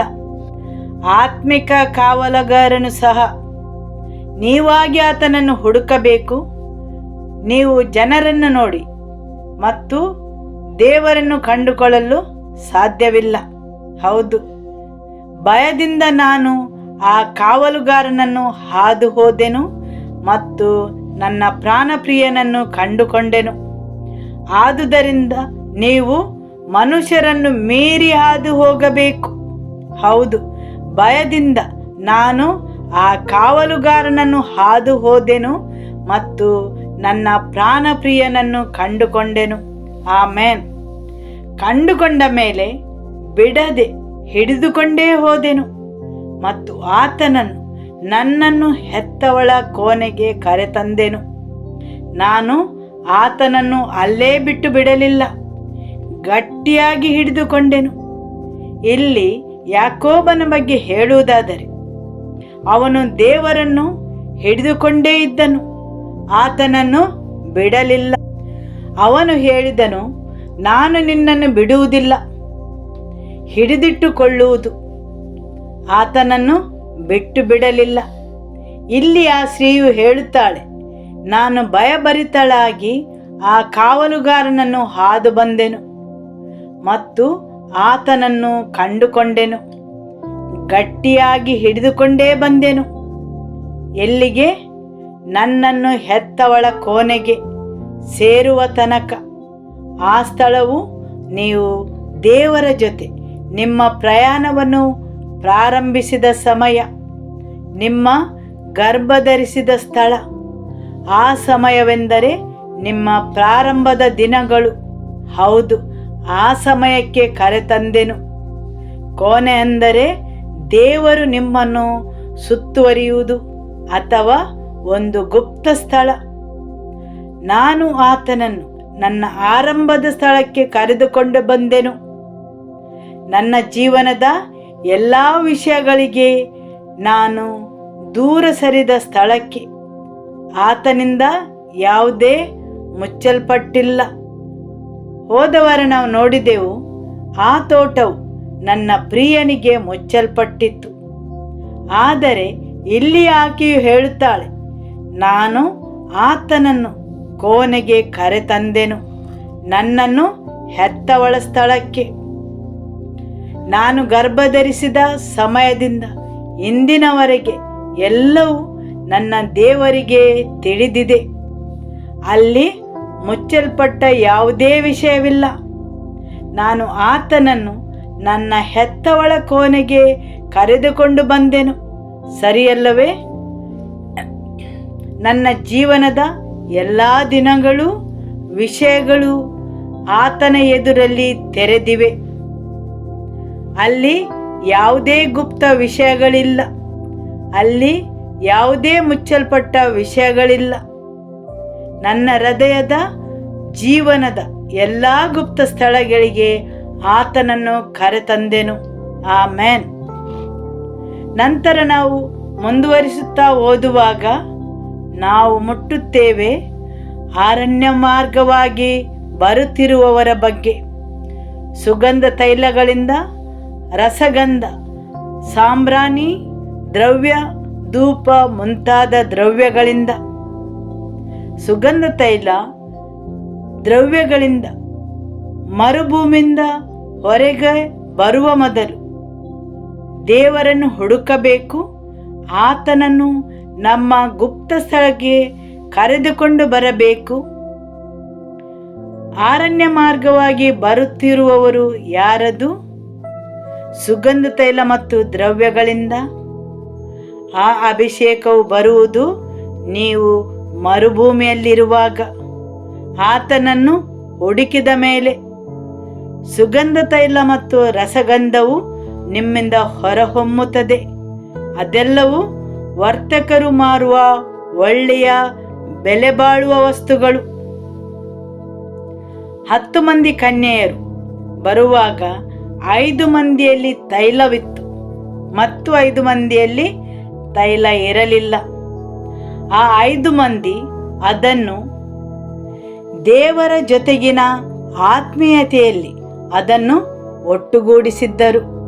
ಅವರು ಅದಕ್ಕೆ ಬೆಲೆಯನ್ನು ತೆತ್ತಿದ್ದರು. ಸರಿಯಲ್ಲವೇ? ಆಮೆನ್. ಹಾಲೆಲೂಯ.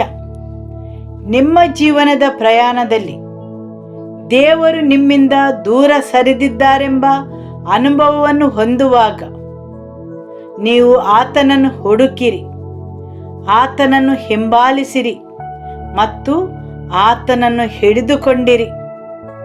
ಆತನನ್ನು ಬಿಟ್ಟು ಬಿಡಬೇಡಿರಿ ಅಥವಾ ಆತನನ್ನು ಹಗುರವಾಗಿ ಭಾವಿಸಬೇಡಿರಿ.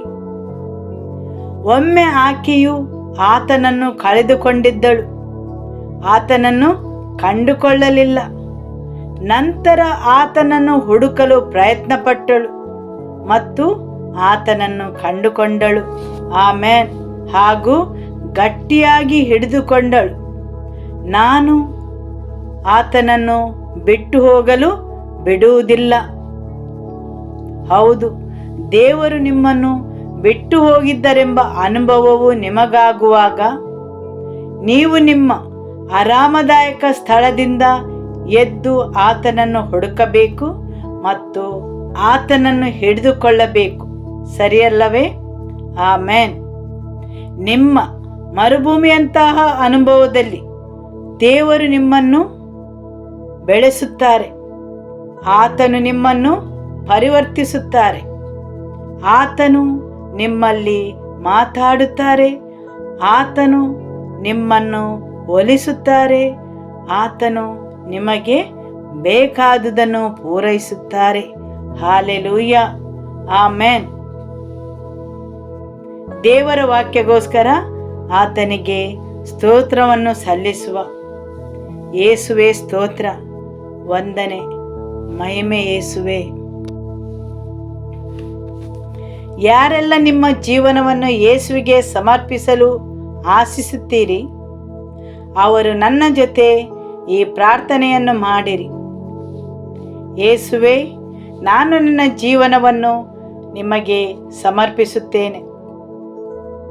ನಾನು ಒಬ್ಬ ಪಾಪಿಯೆಂದು ಅರಿತುಕೊಳ್ಳುತ್ತೇನೆ.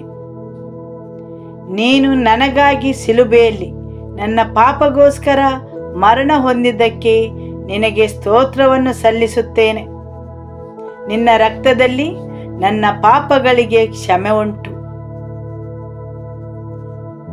ನೀನು ನನ್ನ ಪಾಪಗೋಸ್ಕರ ಶಿಲುಬೆಯ ಮರಣವನ್ನು ಹೊಂದಿದ್ದೀರೆಂದು ನಾನು ನಂಬುತ್ತೇನೆ. ನಿಮ್ಮ ರಕ್ತದಿಂದ ನನ್ನನ್ನು ಶುದ್ಧೀಕರಿಸಿರಿ, ನನ್ನ ಪಾಪಗಳನ್ನು ಕ್ಷಮಿಸಿರಿ. ನಾನು ಪಾಪವನ್ನು, ಲೋಕವನ್ನು, ಸೈತಾನನನ್ನು ತಿರಸ್ಕರಿಸುತ್ತೇನೆ ಯೇಸುವಿನ ನಾಮದಲ್ಲಿ. ಯೇಸುವೆ, ನನ್ನಲ್ಲಿ ಬನ್ನಿರಿ.